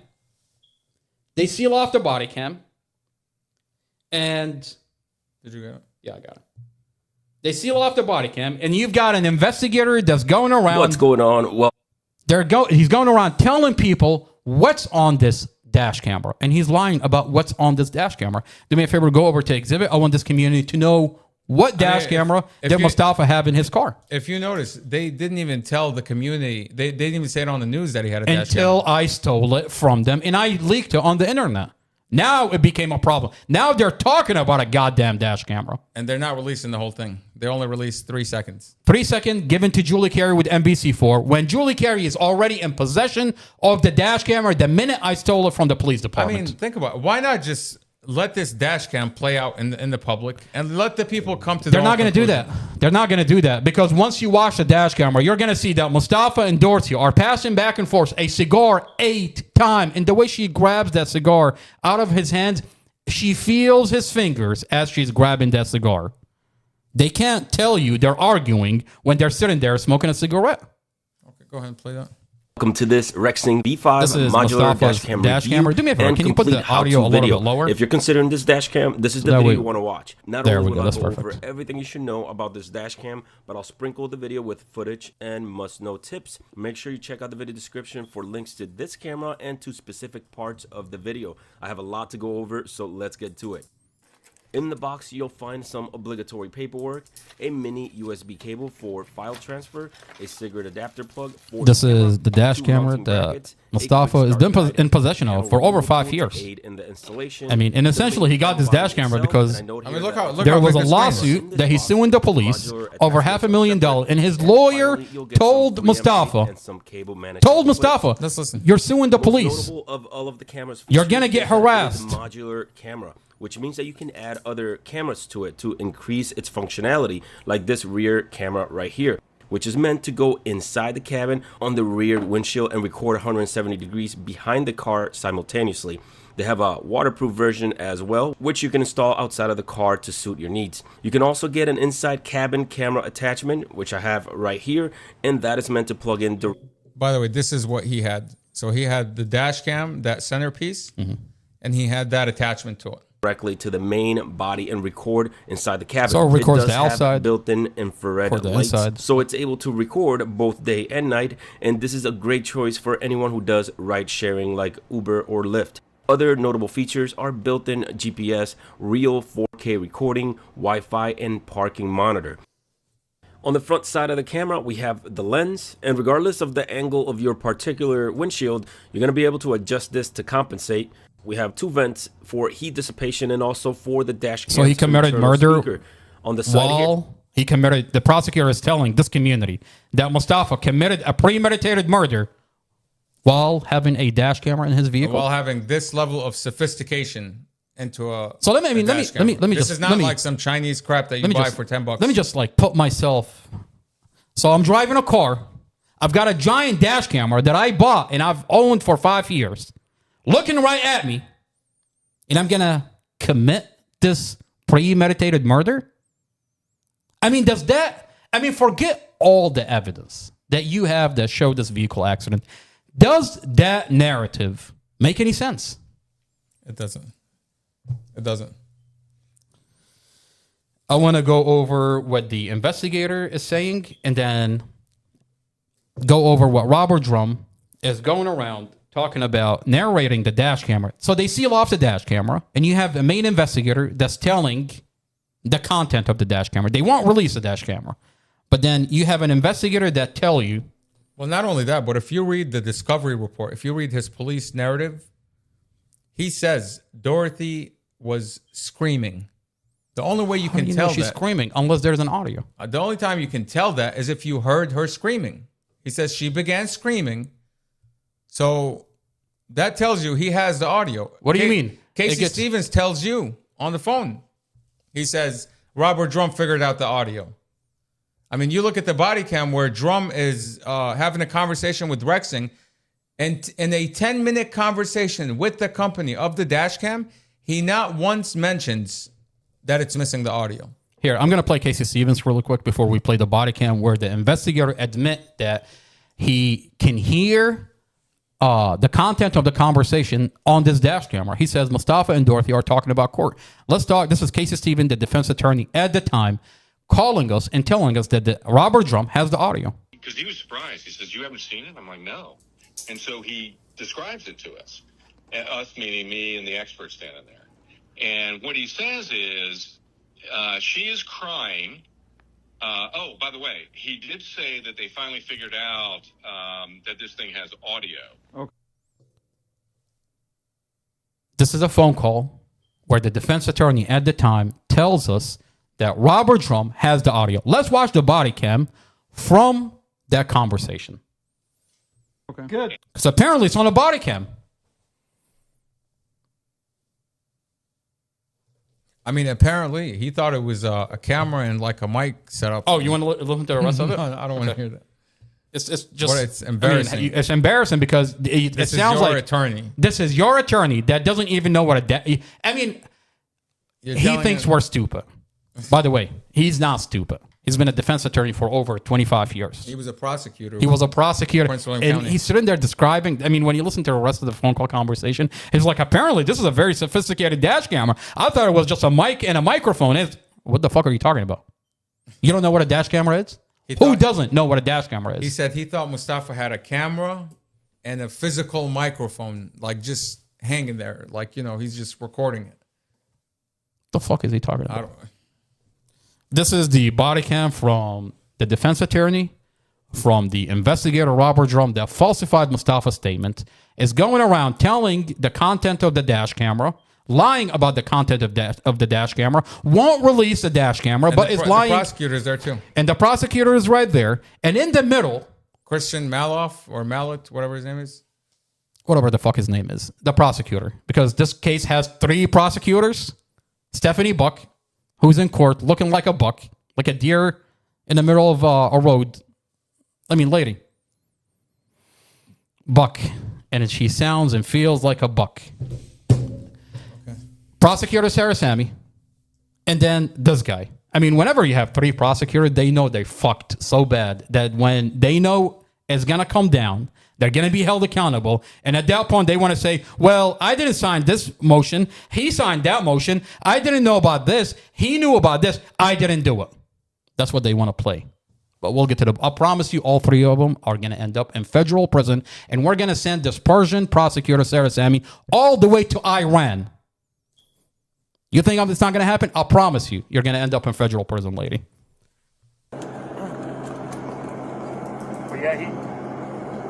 Oh, by the way, the individual in the middle is the individual that we paid $5,000 at the time to reconstruct the vehicle accident.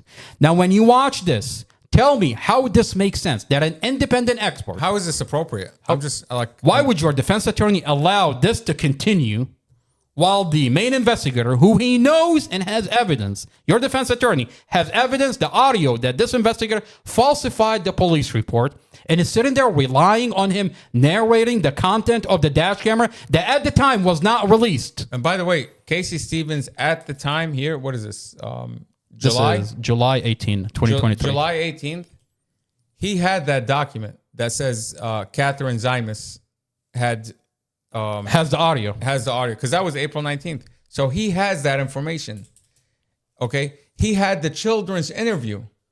All of them. The children's, that forensic interview? The forensic interview where the children had been weaponized by Investigator Romero. Listen, and he's sitting there calling us. He's like, oh. What do you mean? He has Mustafa's toxicology that says no alcohol, no drugs. Mustafa sits on a manslaughter DUI from April all the way to October. This is July 18, 2023. My point is, Casey Stevens is sitting there. He's like, do you know the names of the children? Oh, that's right. I remember that. Do you know the names? Do you know their ages? Do you know what they look like?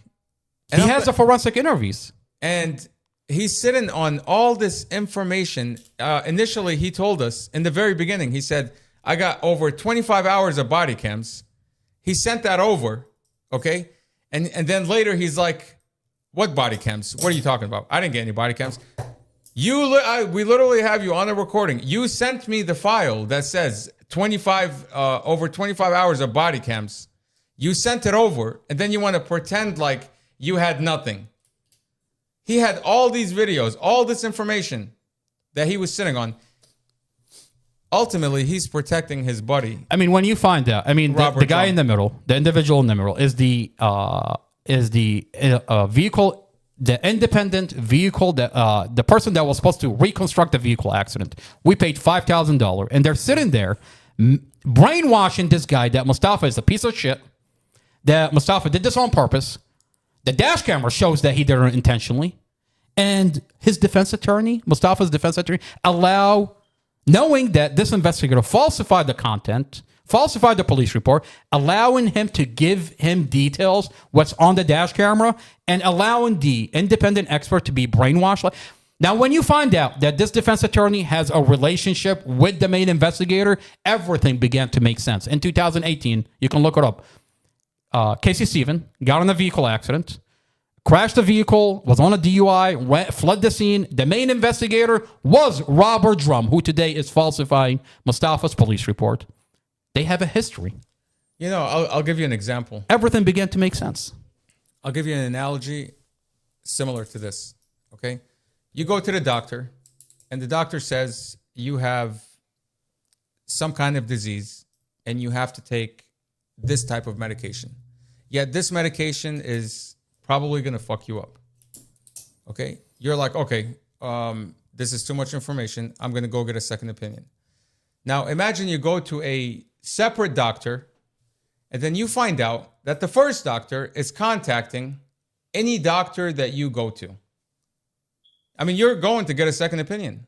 But this first doctor is following you wherever you go, whether you go to Dr. B, Dr. C. He's going around talking, making contact with these doctors that you're going to. And all of a sudden, all these doctors are telling you now the same exact information as the first one. You went to get a second opinion, right? The police department inspected Mustafa's vehicle, and they said, there's brake failure. Okay, it's on the report. And they can't determine the cause of his brake failure. They can't determine it. Do me a favor, go over to exhibits. Okay.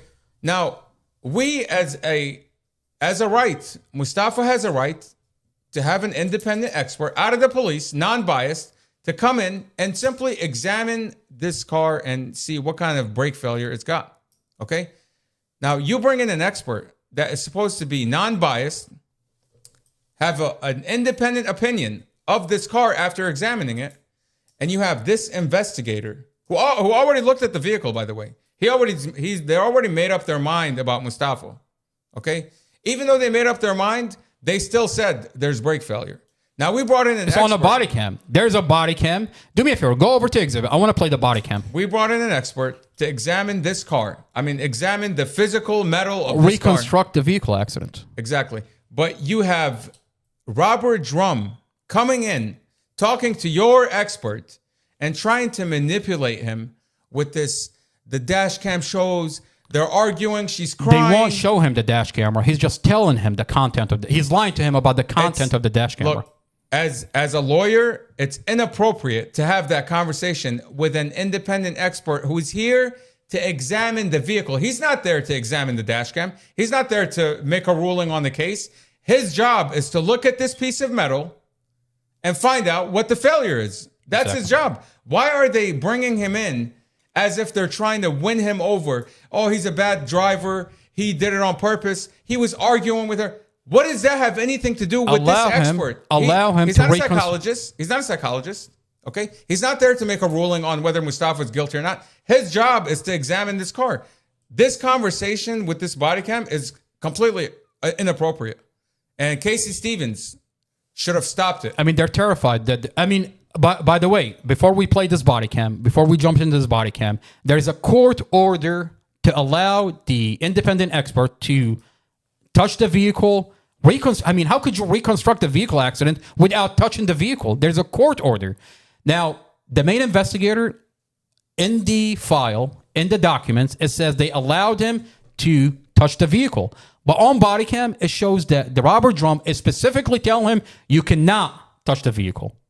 Yep. And Casey Stevens never pushes back on it. Never pushes, because he's not his defense attorney. He's covering up for the investigator that falsified the police report. And they won't even let him look at the other car. I mean, this is a car accident, isn't it? Specifically, when the SUV turned into Mustafa, when Mustafa cleared the vehicle all the way to the other lane, the SUV turned into Mustafa. Why can't you look at the data recorder and and find out the steering angle of the SUV? That's left out of Mustafa's file. How hard is it to reconstruct a vehicle accident? Look, if this is a car accident at the end of the day, it's a car accident. It's an accident between two cars. Imagine if the insurance came in and said, we want to inspect the other vehicle to see what kind of damage it sustained. I mean, is the police going to tell them, no, it's off limits, you can't inspect How does that make any sense? It doesn't make any sense. I mean, this is through a judge order. And they wouldn't let them. And they still denied it. By the way, that's illegal. The documents. Yeah, of course it's illegal. You're not supposed to see what's going on the body cam. You can only find out because now you're looking at the body cam. The community is looking at the body cam. But if you were to read the discovery, it says they allowed the independent expert to touch the vehicle, reconstruct the vehicle accident. So if Delegate Kelly Fowler was to inquire about, did Mustafa have an independent expert examine the car? Amy Ashworth is just going to cite the report. She's going to say, look at this report. He was able to examine whatever he wanted, but through a judge order. The examination went through, and this is his finding. Nothing. So they falsified the police report and they hide the body cams. When you look at the body cam, you find out that they denied him access to this car and the Suburban. They denied him access to both. In this body cam, specifically, you can watch the whole body cam, but specifically here, he's narrating and lying. The main investigator, Robert Drum, is lying about the content of the dash camera, won't release a dash camera to the experts. When you release this, what exhibit number are you going to give it? We're still working our way to the full body cam. I've released up to 25 exhibits, 25 body cams, but it's coming up, and I'll notify. So you haven't labeled this one yet? No, it's definitely labeled. I haven't released the full body cam, but I'm working my way up to it. You can, if you go into the file, you'll see it on there. Which exhibit is it? That's a good question. Anyway, I'll update everybody when I'm releasing the whole thing, but I'm just working my way into... there's a couple. There's a couple of body cams for reconstructing. Okay, well, they're going to be... Exhibit what? They're going to be between 56... Exhibit 56. And 60. Exhibit 60. Now, we've released up to Exhibit 25. Let that sink in and know how many body cams are in Mustafa's file. There's a lot. That's a lot. And we're leaking it out to the community, and we're going to get to the bottom of what they're doing to Mustafa. Now, this is the body cam. Mohammed, do me a favor, go over to exhibits. But yeah, this is a hard one for me. So, like I said, we're still the little girl stage you can see between the headrests and the mom. She has no idea what's going on. That's a hard one for him. Mustafa's girlfriend has no idea. He said the five-year-old Empress has no idea what's going on. Okay, so he's playing this emotional game to the independent expert, narrating the dash camera. Like he's not the jury. He's not going to make a decision on Mustafa. He's going to examine the car. I mean, he's lying to. I mean, wait until when you watch the dash camera. It's a complete lie about what he's going to say in the dash camera. You know, let's continue. Yeah, go ahead. Look at the prosecutor sitting there with his arms crossed or her arms crossed, whatever that thing is. Yeah. Okay. He's sitting there and he's like, yes, Robert Drum, go ahead and put out the narrative to this supposed independent expert. He's supposed to be for the defense side, but we know we have the lawyer in our pocket. We have the investigator lying. We're going to protect him. Yep. And now this independent expert who's supposed to come here and get exonerating evidence that this is a car accident, that the brakes have failed. Is no longer examining the car. Is not allowed to examine the car. One, he's not allowed. Two, he doesn't even want to examine the car anymore. I mean, who would? I mean, if you got, I mean, here's the thing. I can understand the defense. I mean, I can understand the police officer lying. If this is the independent expert. If your own lawyer is going along with it, Exactly. If you're the independent expert, the fact that he never wrote a report shows you that Mohammed, the defense attorney, calls Mustafa a piece of shit. Your defense attorney takes $55,000 from you, and then later you find out that he's in bed with this investigator. That in 2016, he got in a vehicle accident. I mean, he's in bed with the fled the prosecutors. scene, in bed with the prosecutor. And he's got a relationship with the police department, with the investigator. I mean, look him up, Casey Stevens. Look him up. In 2016, the main investigator on the crash that he caused, DUI, fled the scene in 2016. Robert Drum, the one that's falsifying the police report, was on 2016. And Casey Stevens only got 90 days suspended. How convenient. Forget that. He assaulted. Oh, that's right. In court. He assaulted Mustafa's mother. A woman on camera. And Sarah Sammy is defending him in a motion against Mustafa. In a motion, she's sitting there and she says, the mother trapped him into hitting her. It's on video that he assaulted mom. No, but the way Sarah Sammy puts it out is that the mother of Mustafa trapped Casey Stevens and forced him into hitting her. Forced him into hitting her? How does that make any sense? And then Amy Ashworth comes out. We're not prosecuting. The police, they're like... It's on video. It's not our jurisdiction. Imagine somebody assaults you. You tell a police officer, he says... Oh, Casey Stevens, yeah. Wait a minute. Not my jurisdiction. I thought Commonwealth Amy Ashworth fights for women's rights. Bullshit. And it's bullshit. she's all about that. She goes for the highest bidder. That's what she goes for. The highest payer, that's who she's... And he paid her $4,700. Oh, that's right. He paid her $4,700 during her campaign. What's a Republican paying a Democrat for her campaign? He was paying to get away with assault on a woman. He was paying to get away with DUIs. He's paying his way forward. He's buying credits for the future. He's a drunk.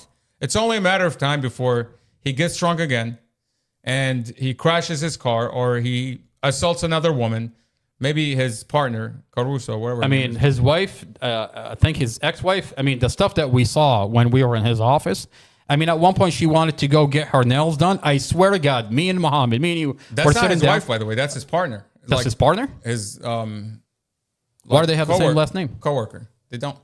Oh, they don't? No. Okay, well, this is what I saw. She's sitting there and she's about to leave the office and he's like, where are you going? That was weird. She's like, I'm trying to get my nails done. He's like terrified, shaking. I swear to God, she was shaking. What are you doing to that lady in your office? And then he's like, fine, you can go. Just update me. That's weird. That is weird. I feel, ma'am, if you are in fear, if you want help, you can always reach out to Amy Ashworth. Not Amy Ashworth. She's not going to help you. Casey Stevens is her buddy. You can reach out to our YouTube channel, Not Another Boring Podcast, and we'll put out your story. Are you abused by this Casey Stevens? What does he do behind closed doors to you? And we have him on body cam. We'll give you a platform, give you a mic, and we will be your voice. We are your voice if anything is going on in that office. That's what we saw. It's just odd behavior. This community is here for you. It's odd behavior from it's weird. Lawyer, former prosecutor. She came up to me once. She's like, what are you saying about him? I'm like, lady, relax. Who the fuck are you? Oh, you're that lady. Whoa, lady. Did you get your nails done? Did you ever get your nails done? This was when I was protesting in front of the court. So you think it's gonna get worse? Let me play the rest of the body cam for you. We're gonna wrap it up after this.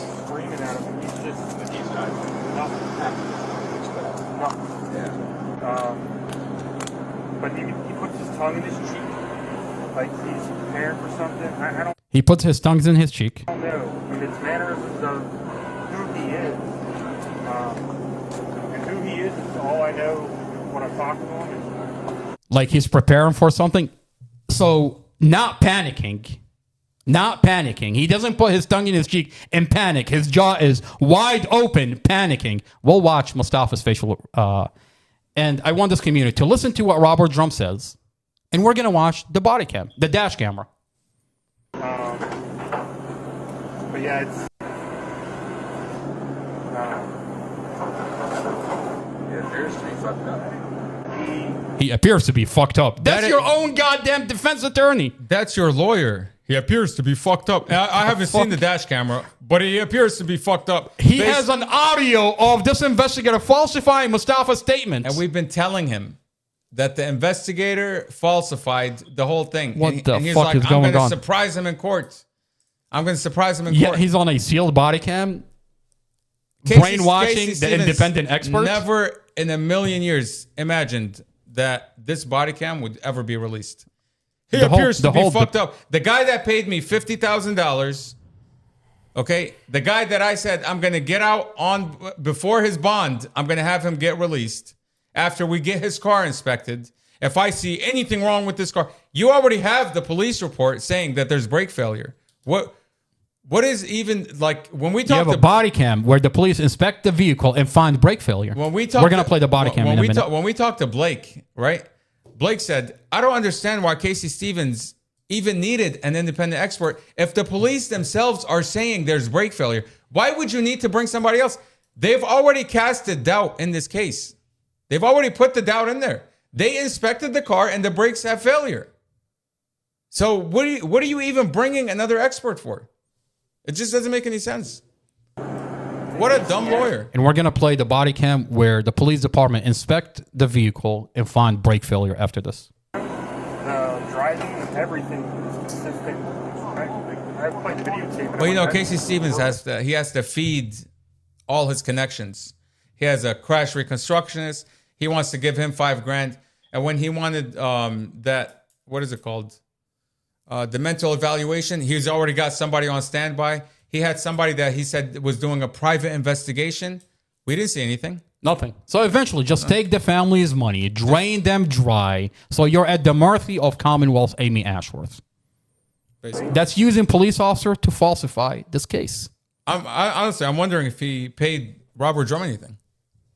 We'll get to the bottom of it. I mean, why do you think they're terrified when if their emails and cell phones are going to get subpoenaed? Everything's going to get subpoenaed.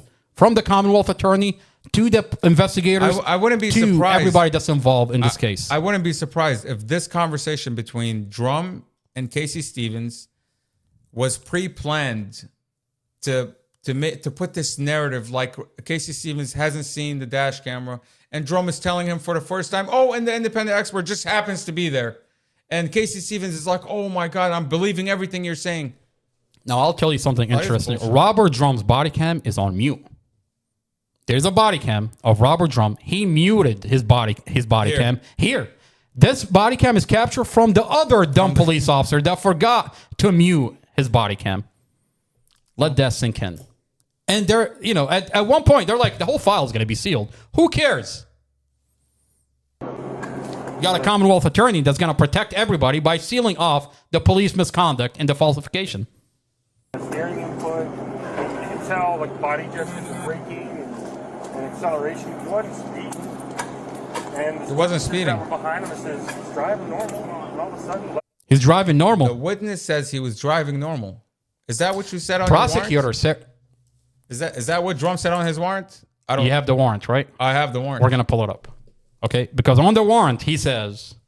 The witness says you're driving normal. That's not what you said on your warrant, sir. That's not what you swore. That's not what you swore to on that affidavit. Interesting. left-hand lane into the oncoming traffic. The exterior dash cam video, does it show what he's looking at? Oh, shut the fuck up. Does it show what he's looking at? I thought it was just a camera and a microphone. He just had it all, like just a camera and a microphone. Now he's an expert on dash cameras. Second prior to the accident. He's just a drunk. there's, I would say there's a good hour of them at an apartment complex, Door dashing. Did you hear that? There's a good hour of them at the apartment complex, just door dashing. Did you Tell hear us that? more. Tell us more, Robert Drum. I would say there's a good hour of them at an apartment complex, door dashing, going to 7-Eleven, and then them arguing about something in the car. About them arguing about court in the car.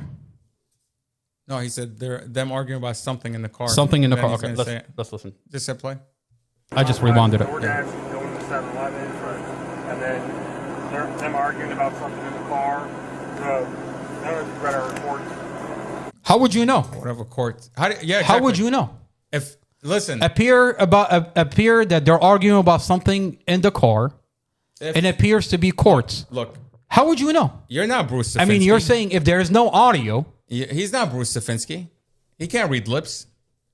Wait a minute. How do you know it's about court? What the fuck is he talking about? I mean, he's describing the content in Of a conversation of the between dash Dorothy camera. and Mustafa. And by the way, But I'll they remind say there's no audio? I'll remind everybody. Mustafa had a court date that had nothing to do with Dorothy. He had court on the 7th, had nothing to do with Dorothy, but Dorothy was coming with him to support him. So how would Robert The very Drum, next day. So how would Robert Drum know that Mustafa and Dorothy are talking about court? How would he know? He has the audio. He has the I mean, audio. Officer Zymus in a document says they're in possession of the audio. Let's listen to that again. He's literally telling us they're talking about court. I want to rewind that just a little bit. Go ahead. Of them at an apartment complex, door dashing, going to 7-Eleven, and then them arguing about something in the car. None of you read our reports. What she's giving me a look. Yeah, not all.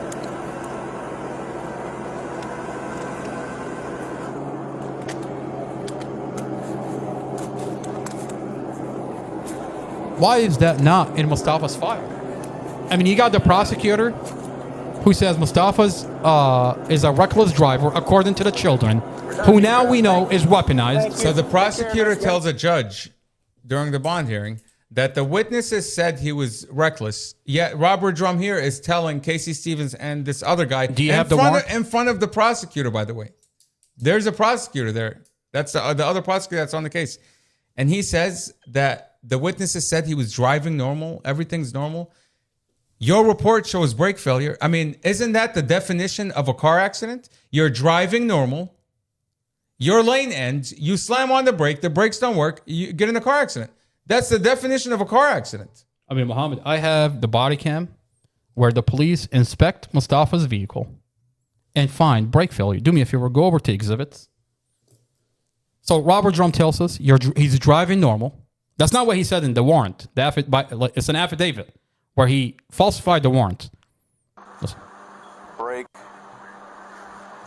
Didn't engage. Brake did not engage. Have you released that full video yet? No, I could. Well, I mean, not right now, but whenever you get a chance. No, I actually did. You did? You want to play it? No. I'm just asking. Yeah, it's there. Do you know what video it is? I have it. No, I'm just asking, like, for anybody that wants to watch. The full body cam. No, I haven't released it. Okay. We'll release it. I'm working my way up to the exhibits. Oh, you're going to be shocked. We'll get to them. We will get to it. We'll get to it. Mohammed, I want to go over the warrant really quick. Do you have the warrant? We're at 2 hours and 28 minutes. We're going to wrap it up in the next probably. You want the drum warrant. The drum warrant. And while you do that, you've heard what Robert Drum is describing the content of the dash camera. Let's watch the dash camera. Now, this dash camera is sealed by the Commonwealth attorney. Commonwealth Amy Ashworth is terrified that this dash camera is being released out to the community. At one point, after a year and a half, she released 3 seconds of this dash camera taken out of contact. She chopped up this dash camera 2 minutes, 2 seconds in the middle, 1 second toward the end, pieced it together, took out of context. But she's terrified to have this community watch the full dash camera. Now, a couple of things about this dash camera. This dash camera, when you open Mustafa's file, it cuts off before impact. Here, I'm gonna send and it doesn't make sense. I've never seen a dash camera that cuts off before impact. Now, let's watch this dash camera.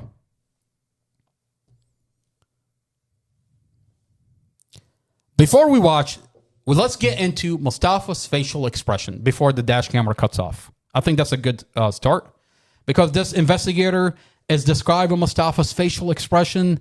He says there is no reaction that indicated that Mustafa is says Mustafa panicked. did not take any action to avoid a vehicle accident. And we know that's a lie. He said he didn't even have facial expression. He said didn't even hit the brake. Didn't hit the brake. But the camera, the data recorder shows that Mustafa's foot is on the brake the whole entire time. I mean, this is what he's Do me a favor. This is what he's counting on. He's counting on the narrative being put out, and no one's gonna get these documents. These are sealed documents.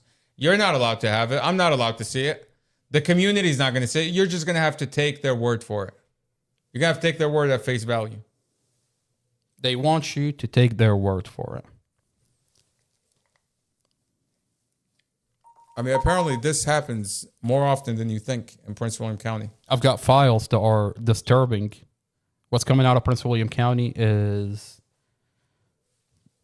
sad. It's really sad. You got a Commonwealth attorney that instead of holding police officer that engage in police misconduct is covering up for police officer that engage in police misconduct by sealing off the whole entire file. It looks really bad, honestly, and it almost feels hopeless. When you reach out to the police department, you expect at least to have some oversight. When you reach out to the board of supervisors like Deshandra Jefferson or the other guy, what's his name? The board of supervisor guy? Oh, the Christopher Shorter. You would at least you want to feel like somebody is taking in your complaint, but they're not. If you go to for example, you go to the Department of Criminal Justice Services, and down, even in Richmond, okay? You want to feel like someone's listening to you. They're taking in your complaint. But in reality, you know that they're all just sitting back there. I mean, the guy in the Department of Criminal Justice Services used to be a Prince William County cop. And now he's the director in Richmond. Okay? The Board of Supervisors are in cahoots with the chief of police. The problem is they dismiss the family because they want to play this game where it's the family will always fight for their loved one, regardless of whether they're guilty or not. But the problem here now is that the file is being leaked all over the internet, the body cams, the document. They can no longer play this game, and this is where it's terrifying for them. They're terrified because they can no longer dismiss the conversation. The body cam, the files, the whole entire is on the internet, and it shows that they falsified every document in the Mustafa Al-Jazari case. This is a vehicle accident, and the Commonwealth attorney is covering up for the police department. Well, I mean, look, we are literally telling the leadership of this county that internal affairs is covering up for a lying police officer. He falsified a warrant. He falsified Mustafa's statements. He deleted evidence. He tampered with a dash cam, which is the most crucial piece of evidence. He abused children. They've tampered with witness statements. He's falsified affidavits on warrants. We are literally giving you the evidence to your face, Prince William County. Deshandra Jefferson, you're paying Chief of Police Newsham. You are paying, funding this police department. This community deserves better. I mean, I understand when you show the leadership of this county that an officer lied under oath, when they're actively deleting files from evidence.com, they're actively deleting these files. When a prosecutor flat out makes a lie that contradicts what the evidence shows, we are giving you the evidence. It's not just our word anymore. These are documents that we're showing you. We're showing you the warrant. We're showing you the body cam. And the voice does not match what's in black and white. Mohammed, it's really not quick, matching. Really quick, I want you to go over. And that is a crime. It's federal crimes. I want you to go over to exhibit. Let me play the exhibit really quick. And I mean, I don't know how else you can spell this out for them. Virginia? Yeah. I'm Winsome Sears I running for understand Lieutenant that Governor. Lieutenant Governor Sears is running for election, and she's literally playing ads on TV asking this community to re-elect her. Lieutenant Governor Sears. Honestly, I think anybody that's in office now anybody in office today that's heard this case and is just looking the other way, they got to go. I mean, They do me a gotta favor. go. Go over I would to, not- I want to, off her page, there's a video where she's talking to the community. And she tells this community that essentially, I care about this community. Re-elect me into office. She doesn't give a shit. Well, we're gonna find out. We're gonna find out. We have a platform that's going viral all over the internet. We're in possession of the file that's sealed by Commonwealth Amy Ashworth, and I'm in possession of multiple files, not just Mustafa Al-Jazari, Tatiana David, and we're gonna be talking about our lieutenant governor that wants to be a lieutenant governor, and she can't say, I don't know about Mustafa Al-Jazari file being falsified. His body cam is being played all over the internet. We're going to be going in front of her office.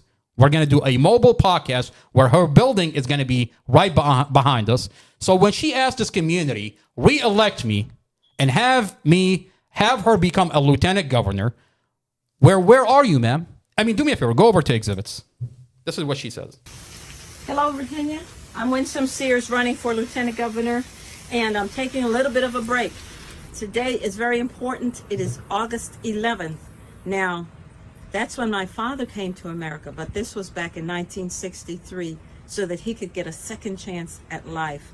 And then he came and got me 5 years later, and this was after A second chance at life where, well, Mustafa has been in solitary confinement for over 2 years on falsified police report. He lost his family in a vehicle accident. They falsified his police report.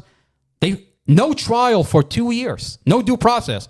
Tatiana David did not get a second chance at life when Virginia State Police murdered that girl in cold blood on a goddamn body cam. It's released all over the internet. Where is Lieutenant Sears from those two files? I mean, this is Mustafa. he had got. By the way, Lieutenant Governor Sears, this is Mustafa's dash camera that the police department cut and muted. This is Mustafa's facial expression that they're lying all over the news before they cut the dash camera. There are 17 frames missing from Mustafa's interior dash camera. This police department actively, manually cut this dash camera. Let's watch Mustafa's facial expression. I mean, we just heard the investigator say that Mustafa did not have a facial reaction. What do we see here? Mustafa, his jaws began to open. His mouth is wide open. He sticks out his tongue inside his cheek. I mean, I'm going to play it again in slow motion. Look, Robert Drum literally says in his report that Mustafa doesn't tense his body up. What do you mean? He's tensing his body right there. It's right there on video. It's right there on video. His body tenses up and he is slamming the brake pedal, okay, into the firewall of the car. He says, Drum says Mustafa never did that. It's on video that you have sealed. His mouth is wide open. It's on the video that we stole from you in order to release it to the public. Because you lie so much. We have to steal our own evidence. I mean, when the Commonwealth attorney is sealing off and violating FOIA, and we heard all over the news that she's being charged with $22,000 for violating a FOIA request. I mean, essentially, that's why I had to steal the file from you. I mean, if you were following the law, Amy Ashworth, Commonwealth Amy Ashworth, you sit there and say that I stole the file, blah. Well, I wouldn't have to steal the file from you that you sealed, that you went to Judge Weimer and sealed if you were following the law. I mean, you've got me out to be this criminal that is stealing files from the government, body cams, files. You're turning me into a goddamn Robin Hood. I mean, I've got body cams, files, documents that your police officer engaged in police misconduct. Corruption. And you're covering up for them.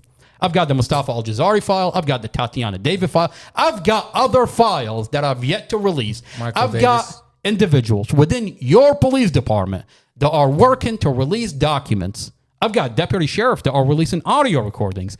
Ma'am, the best is yet to come. You've created a monster here. Okay. Let's watch the... Do me a favor. Go into... I want to really quick play the dash camera. So we watched Mustafa's facial reaction. I mean, what do you want him to do? Throw his hands in the air? I mean, he's driving the vehicle and his facial expression is his jaw, mouth is wide open in panic. His body tenses up. and he's sticking his tongue in his cheeks, inside his cheek in panic. What else do you want? Can you go now, to what's disturbing? This is the problem, Mohammed. Really quick, do me a favor. Go over to exhibits. This dash camera is cut before impact. So they mute the audio, falsify Mustafa's statements, say you told us that you were arguing inside the vehicle. You happen to record the conversation. Now they can't play with Mustafa, saying that you told, there's an audio where Mustafa never said that. This investigator falsified the police report. Now there's a document that shows they're in possession of the audio. Now, when you open the file, you'll realize that this dash camera is cut before impact. I'm going to play a regular speed. The last 8 seconds in Mustafa's file. You have, you realize that the interior dash camera cuts off before while the outside lens is rolling. Now, how does that happen? The dash camera, the camera facing outward and the camera facing inward is connected into the same hardware. If the camera cuts off, let's go with the narrative of the police department. The police department says the wire is severed. How? This is Mustafa. You can clearly see Mustafa's hands. So Mustafa didn't cut the wire. You can clearly see Dorothy's hands. So Dorothy didn't cut the wire. And you can see that this dash camera cuts off before the airbag gets deployed. So there's no way... Before impact. Before impact. There's no way that you can blame it on the goddamn airbag. Someone cut the wire. Now, when you realize the camera inside cuts off while the camera outside is still rolling, let's count at what point. I mean, someone manually cut this dash camera. It just doesn't cut off. Here, let's go into... There are 17 frames missing from the camera facing inward. Now, I find it unique that Prosecutor Sarah Sammy, Robert Drum, and NBC4 Julie Carey is talking about Mustafa's facial expression when there are 17 frames missing from the camera facing inward. You've taken 17 frames out of Mustafa's facial expression, and you want to sit there and tell me he did not have a facial expression? Now, your police department is so incompetent. It's so incompetent that even with a cut version, when you cut the camera, Mustafa still, you can see a facial reaction. He's reacting to the vehicle accident. His jaw is wide open in panic. He's panicking. His tongue is sticking inside his cheeks. He's panicking. Your police department is so incompetent that even when you cut it, you can still see Mustafa reacting to the vehicle accident in panic. Now, I'm going to count this really quick, Mohammed. 1 second, 2 seconds, 3, 4, 5, 6, 7, 8. It cuts off and it continues rolling. Let me slow it down a little bit. This is 1. That's 2, 3, 4, 5 seconds, 6 seconds, 7 seconds, 7.4, 7.5, 7.6, 7.7, 7.8, 7.9. Watch the interior camera cutting off while the outside camera is still rolling. 8.0 cuts off. And the camera outside still rolling. 8.1, 8.2, 8.3. That's 17 frames out of Mustafa's facial expression. You've got a prosecutor and a Robert Drum, a main investigator, and now Julie Carey on the news talking about, let's watch what the NBC4 is talking about when you're talking about Mustafa's facial expression. Prosecutors telling the judge the video proves if Al Jazeera is released, This is Julie Carey with NBC4. But the defense attorney had a much different take on it, saying even if the couple was having a disagreement, that's not proof the crash was intentional or that Al Jazeera is dangerous. They have a piece of video from one instance where it appears my client was trying to pass a vehicle and then in a moment of panic made a bad decision, an incorrect decision, because he was flustered and panicked. That is not a reason to hold somebody in jail, finding that they're a general and unreasonable danger to the community. Now that's Blake Weiner. Also played a police investigators in. I'm going to rewind it to where the Julie Carey says, intersection, listen, it veers left into oncoming traffic. Look what they play This is some of the dash cam video. They don't play the whole thing. They cut this dash camera out of context, 2 seconds in the beginning, 1 second toward the end, piece it together, and tell the community. By the way, this is after a year and a half of hiding that there is even a dash camera. Julie Carey was in possession of the dash camera a year ago when I stole it. I texted to her. I sat down with her at Starbucks. She has the home videos. Why is Julie Carey not talking about the Google Nest videos inside the apartment? Why is Julie Carey not releasing the full dash camera? You see. Okay, play that. You see how they're playing different times from the interior camera from the outside. They're not matching the times, and then they have this shitty banner at the bottom that says NBC just to cover up the time so that you can't verify what time that inside camera is playing.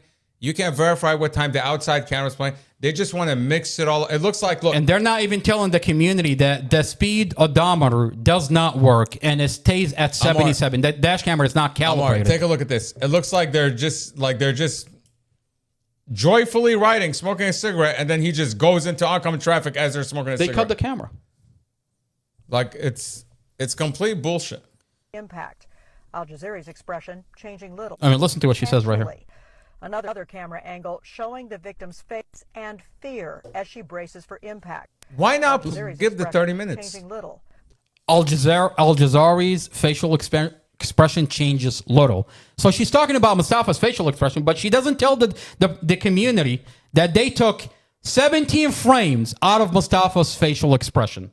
I mean, and even with the cut version, Muhammad. And why was she not given the information that Kathy Zymas says there is audio to this video? Specifically, when all this material is being leaked out on the internet. I mean, come on, man. We know the media is doing Amy Ashworth's dirty work. We know they're all in bed with Judge Weimer, Amy Ashworth, Julie Carey. They're all the same. Okay, I mean, it's one scratches the other one's ass, not even back. Okay, this is Judge Weimer. And Judge Weimer, who sealed off the file, allowed Amy Ashworth, the Commonwealth, went to this piece of shit, and he sealed off the file for her. I mean, he's doing the dirty work. You've got falsified police reports. You've got Mustafa. I mean, at one point, when Mustafa told him they beat me inside the jail, he laughed. He was laughing. He never expected in a million years that the jail video is going to be all over the internet. By the way, I have the recording from the proceeding when Judge Weimer is laughing. Never expected in a million years that this video is going to come out. Where Mustafa, where 6 giant correctional officers go into Mustafa's cell. And Judge Weimer denied him medical. Enter Mustafa's cell. Judge Weimer denied him medical. Judge Weimer denied. I have the whole, I have the recording. You know what he told me? He says, I'm sure the jail is going to do the right thing. He's sure that his jail is this doing the right thing? And he's looking at Sharon Pandek. This is Mustafa. Carried half naked, unconscious, half naked, handcuffed behind his back, while the correctional officer was hit him on the head, kicks him. I mean, Mustafa is his feet is barely touching the ground. You got 2 giant correctional officers airlifting you. When this video you're unconscious, your head is limped over. You're getting carried from one cell into another cell, and in another cell they strip him completely naked, beat him, abuse him, and then to this day they deny him medical. You notice how they're so comfortable when they know there's cameras in that pod. They're so comfortable with it because they know that Sheriff Glenn Hill is going to cover for them. They know that Sharon Pandek, Amy Ashworth, the prosecutors, they're going to cover for them. I mean, you remember what Michael Day said. Michael Day was someone that was beaten brutally. Look at his injuries. This is 2 weeks. He was beaten brutally by the jail. You remember what he said? He said he was given bond, but the jail held on to him until his bruises healed. They did not want to release him. If it wasn't for his ex-wife or a family member that went to the courts and advocated for him, and because she worked for the court, she had connections, she got him out. But the jail was going to keep him, even though he was supposed to be legally released. Judge Weimer left. During a motion to send Mustafa to the hospital in circuit court. You were representing Mustafa as a power of attorney, and Judge Weimer left. I have the recording. and would not let Mustafa go to the hospital. This is Mustafa's injuries 2 weeks after they beat him. I mean, think about it. Sarah Sammy has seen these videos. Amy Ashworth specifically has seen this video because Jim Bonaker told me that she called him into the office to show him this video. As if that's like, she's showing it to him so that she could tell him Mustafa's a liar. He's like, I've seen the video. I've seen the jail video.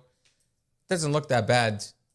Okay, well, let me take you up a flight of steps, rip off your pants, and knock you unconscious and drag you down the steps. Let's see how you don't think it's that bad. And then these are Mustafa's injuries 2 weeks when we finally got to see him. His head has all bumps, has all kind of bumps. His arm is 3 times the size of a normal arm. I mean, you're talking about an inmate, a solitary confined inmate. The only individuals that has access to Mustafa is correctional officers, is guards. And you have 2 weeks. After 2 weeks, these are the injuries. And to this day, Judge Weimer laughs. Judge Weimer laughs and refuses to send Mustafa to the hospital. Mohammed, do me a favor. I want to go into the data recorder really quick, and we're going to wrap up this podcast. I think we're going over... You're going on 3 hours. 3 hours. Let's go into the data recorder. How long is that going to take you? Let's do the data recorder tomorrow. Let's just wrap it up. Because I want to go into detail on it. It's going to take another hour for the data recorder. We watched the dash camera. We watched the content of the dash camera. This dash camera is cut and muted by the police department. And the prosecutor is terrified that the dash camera is even being released. I've released the dash camera. It's on the internet. You can watch the whole thing. And at one point, you'll see that Mustafa is...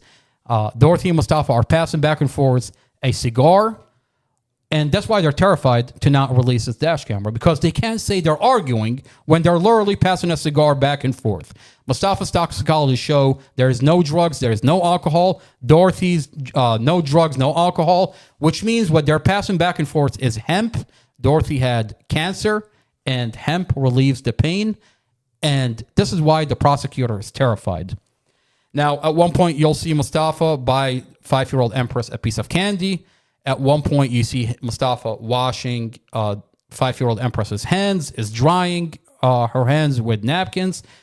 You see Mustafa is washing the car at the 7-Eleven before they got in the vehicle, using a squeegee to remove the pollen. Around April, there's pollen that's all over the vehicle. I mean, there are so many details that will show that this is a vehicle accident, that what the prosecutor claims in court is a lie. I mean, she wants to say, first they say it's manslaughter, then they say it's DUI, then now they're talking about murder, but they won't show you the dash camera. Because once you do, I mean, at one point, Mustafa is inside 7-Eleven, and he spends a good 5-10 minutes using a coupon to save $2 of his pack of cigarette. You want to tell me that the person that you say is committing a murder 3 minutes before at a 7-Eleven is using a coupon to save $2 off his pack of cigarette? Wait until you see the Google Nest video that they're hiding from the community. We're going to wrap up the podcast with a video from the Google Nest. Mohammed, you sent me a document. What is this document? What are we looking at? So this is the warrant that, let me put it up on the screen. This is the warrant that Mustafa was arrested on April 7th. Okay. And this is what I'm going to highlight here. I mean, number one, Mustafa has never been accused of hurting these children. There are no incidents. There's a Google Nest inside the video that shows it's a beautiful relationship. There's no incident. There's no report. There's absolutely nothing to indicate any type of abuse or bad treatment on Mustafa's part. Have these kids been abused by Dorothy's prior partners? Yes, there's extensive history of it. There's a body cam with where, the ex-boyfriend. Yeah. Okay, with the ex-husband. There's extensive history of abuse. Okay, Mustafa had just met Dorothy. There is extensive abuse with the ex-husband and Glenn Ford. Okay. And that's on. Now let me just cover this real quick. Again, there is absolutely no incidents. I'm not saying, not even reports of abuse with Mustafa and Dorothy. Okay, he just met Dorothy. 3 months. The whole entire relationship is 3 months long. They're still in the upside of the relationship. Okay, so Drum here says specifically, EDR, which is the electronic data recorder of the car, downloaded from a search warrant, yielded information of the 2007 Chrysler not making any serious attempts to brake or steer. You're talking about the data recorder, the computer inside Mustafa's vehicle. That is a flat out fucking lie. Okay. And you're going to show it. Okay. I was going to say, we'll go through the data recorder later, but I'm going to show you here really quick. We're going to wrap it up in like 3 minutes, but I'm going to show you that the data recorder, in fact, of Mustafa's car shows Mustafa was on the brake the entire time. The Chevy Suburban never touched the brakes. Never touched the brakes. Okay. Looking at the pictures of the scene, you can see that Mustafa cleared the Suburban that was in the second lane. The radiator flush is on the 4th lane. Mustafa cleared her vehicle. In a panic, she turned into him. Okay? This is now, we're not saying it's her fault. In a panic, she turned into Mustafa. She contributed to the he cleared her vehicle. Again, this is according to Drum. This is according to the photos taken of the scene. Okay? Robert Drum says Mustafa made no attempts to steer out of oncoming traffic. That's a lie. There are skid marks from Mustafa's vehicle of him trying to avoid oncoming traffic, because we see that there was a white van that drove by. Okay. Mustafa seized an opening and he was trying to avoid oncoming traffic. You're talking about this image right here. Oh, yeah. Yeah, you sent that, yeah, that's the image. That was it.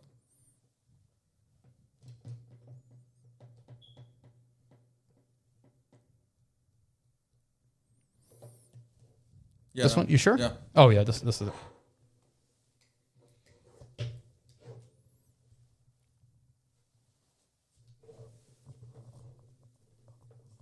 I mean, what you're looking at here is this is the travel path of Mustafa. Let's see. This is the wait. Where's your You have the little marker. I'm sure it's in here. Okay, there we go. I mean, you're looking at, this is where Mustafa's travel path was, okay? And you can clearly see here, these are Mustafa's skid marks, okay? That SUV, let me go back. Now, the dash camera that's in the vehicle. This SUV was traveling this way. Make that in red. It was traveling that way, okay? And the red arrow. And this is where it struck, right there. That's the 4th lane. That's the 4th lane. And that's the radiator flush. After it T-boned the Chrysler, it rotated and landed right there. So this right here is Mustafa's travel path. And you can clearly see that because you can see the skid mark. From the dash camera. Everybody could see the skid mark right here. Mohammed, from the dash camera, from Mustafa's dash camera, the camera facing outward, you can clearly see there was no skid mark before Mustafa entered that lane. You know, again, I mean, how could you? I mean, here's the question: how do you determine that this brake mark is from Mustafa's vehicle? Because the dash camera, it wasn't there. The dash camera facing outward showed that this brake mark was not there. This is from Mustafa's vehicle. Again, this is to disprove the lies that Drum put in this warrant and swore an oath to. Okay. Now he says Mustafa made no attempts to brake or steer. We just saw skid marks. Okay. He's talking about extensive history of physical abuse to the children. There's no evidence of it. There's absolutely no evidence whatsoever until Romero, off the record, spoke to these kids. Now all of a sudden they're claiming that Mustafa was a bad driver. All of a sudden. I mean, in a forensic interview, the 14-year-old child says that the investigator told him that Mustafa fled the scene, left his 5-year-old baby sister to bleed to death. We've already covered that. You're weaponizing the children. The police abuse these kids only to incite a negative response about Mustafa. That's very clear. Anybody with half a brain can look at these videos and see that these children were not only abused but weaponized against I Mustafa. mean, wait until you watch the full forensic interview where the children say they told me that Mustafa abused my mother, and then the other people are throwing back at the kids. They're saying that the children will say that Mustafa abused the mother. I don't want to lose this point. Yeah. But here it is. Numerous witnesses reported the vehicle had not made any evasive maneuvers prior to the intersection. Didn't he just say that witnesses said he was driving normal? Yeah. Yeah, on a body cam. That's not what he just That's said. what We all just heard it. We literally just watched that. We all just heard it. Now he's saying that numerous witnesses reported that the vehicle had not made any invasive maneuvers prior to the intersection, and once past the median, the vehicle drove straight into oncoming traffic, passenger side first into a Chevy Suburban. That's a lie. None of the witnesses said any of that stuff. I mean, you have the witness statements. You know, it's not rocket science. Again, it's not rocket science to figure this out. He's claiming that witnesses made a statement, okay? And we have the witness statement. There's only 6 witnesses that came forward and put their name on a statement. None of them said they saw the accident. I mean, you heard one of them, Courtney Esslinger. She said, I only saw after the accident, after Casey Fines talked to her. But prior to that, she said, he was driving right behind me. I didn't see any reckless driving. Matter of fact, she even put it in her statement. She put it in her statement that there didn't seem to be any reckless driving that we saw. And she crossed it out. Okay? We're going to get into the data recorder. Okay? The data recorder is going to show. It's very simple, by the way. The data recorder has very simple information. Are the brakes on? Yes or no? It gives you. Can we go through it like really quick? I mean, we can go through it. You have the file? Yeah. It basically tells you, are the brakes being applied and what is the speed? Okay, I mean, that's the most relevant information. Now, here's the thing. GM, which is the Chevy Suburban, should have given you a steering angle at the time of impact. Why is it so hard to get the steering angle of this car? I mean, it's when you download the data recorder, it literally gives you a section that says steering angle, and then it tells you if the steering wheel is left, straight, or right. Yet Robert Drum and Chad Mason deleted that portion from the Suburban. Why? Why would you actively delete the steering angle from the Suburban unless you're trying to hide something? I mean, Robert Drum on scene on a body cam says the only way this accident were to happen is Mustafa clears all the vehicle, makes it all the way to the 4th lane, and she turned into him. Okay, let's go over this data recorder. There's a body cam where one of the firefighter is putting sand on the 4th lane to get rid of, to dry off the radiator flush, and we'll end the podcast with that body cam. By the way, an independent expert can read, you see all these numbers, all these datas.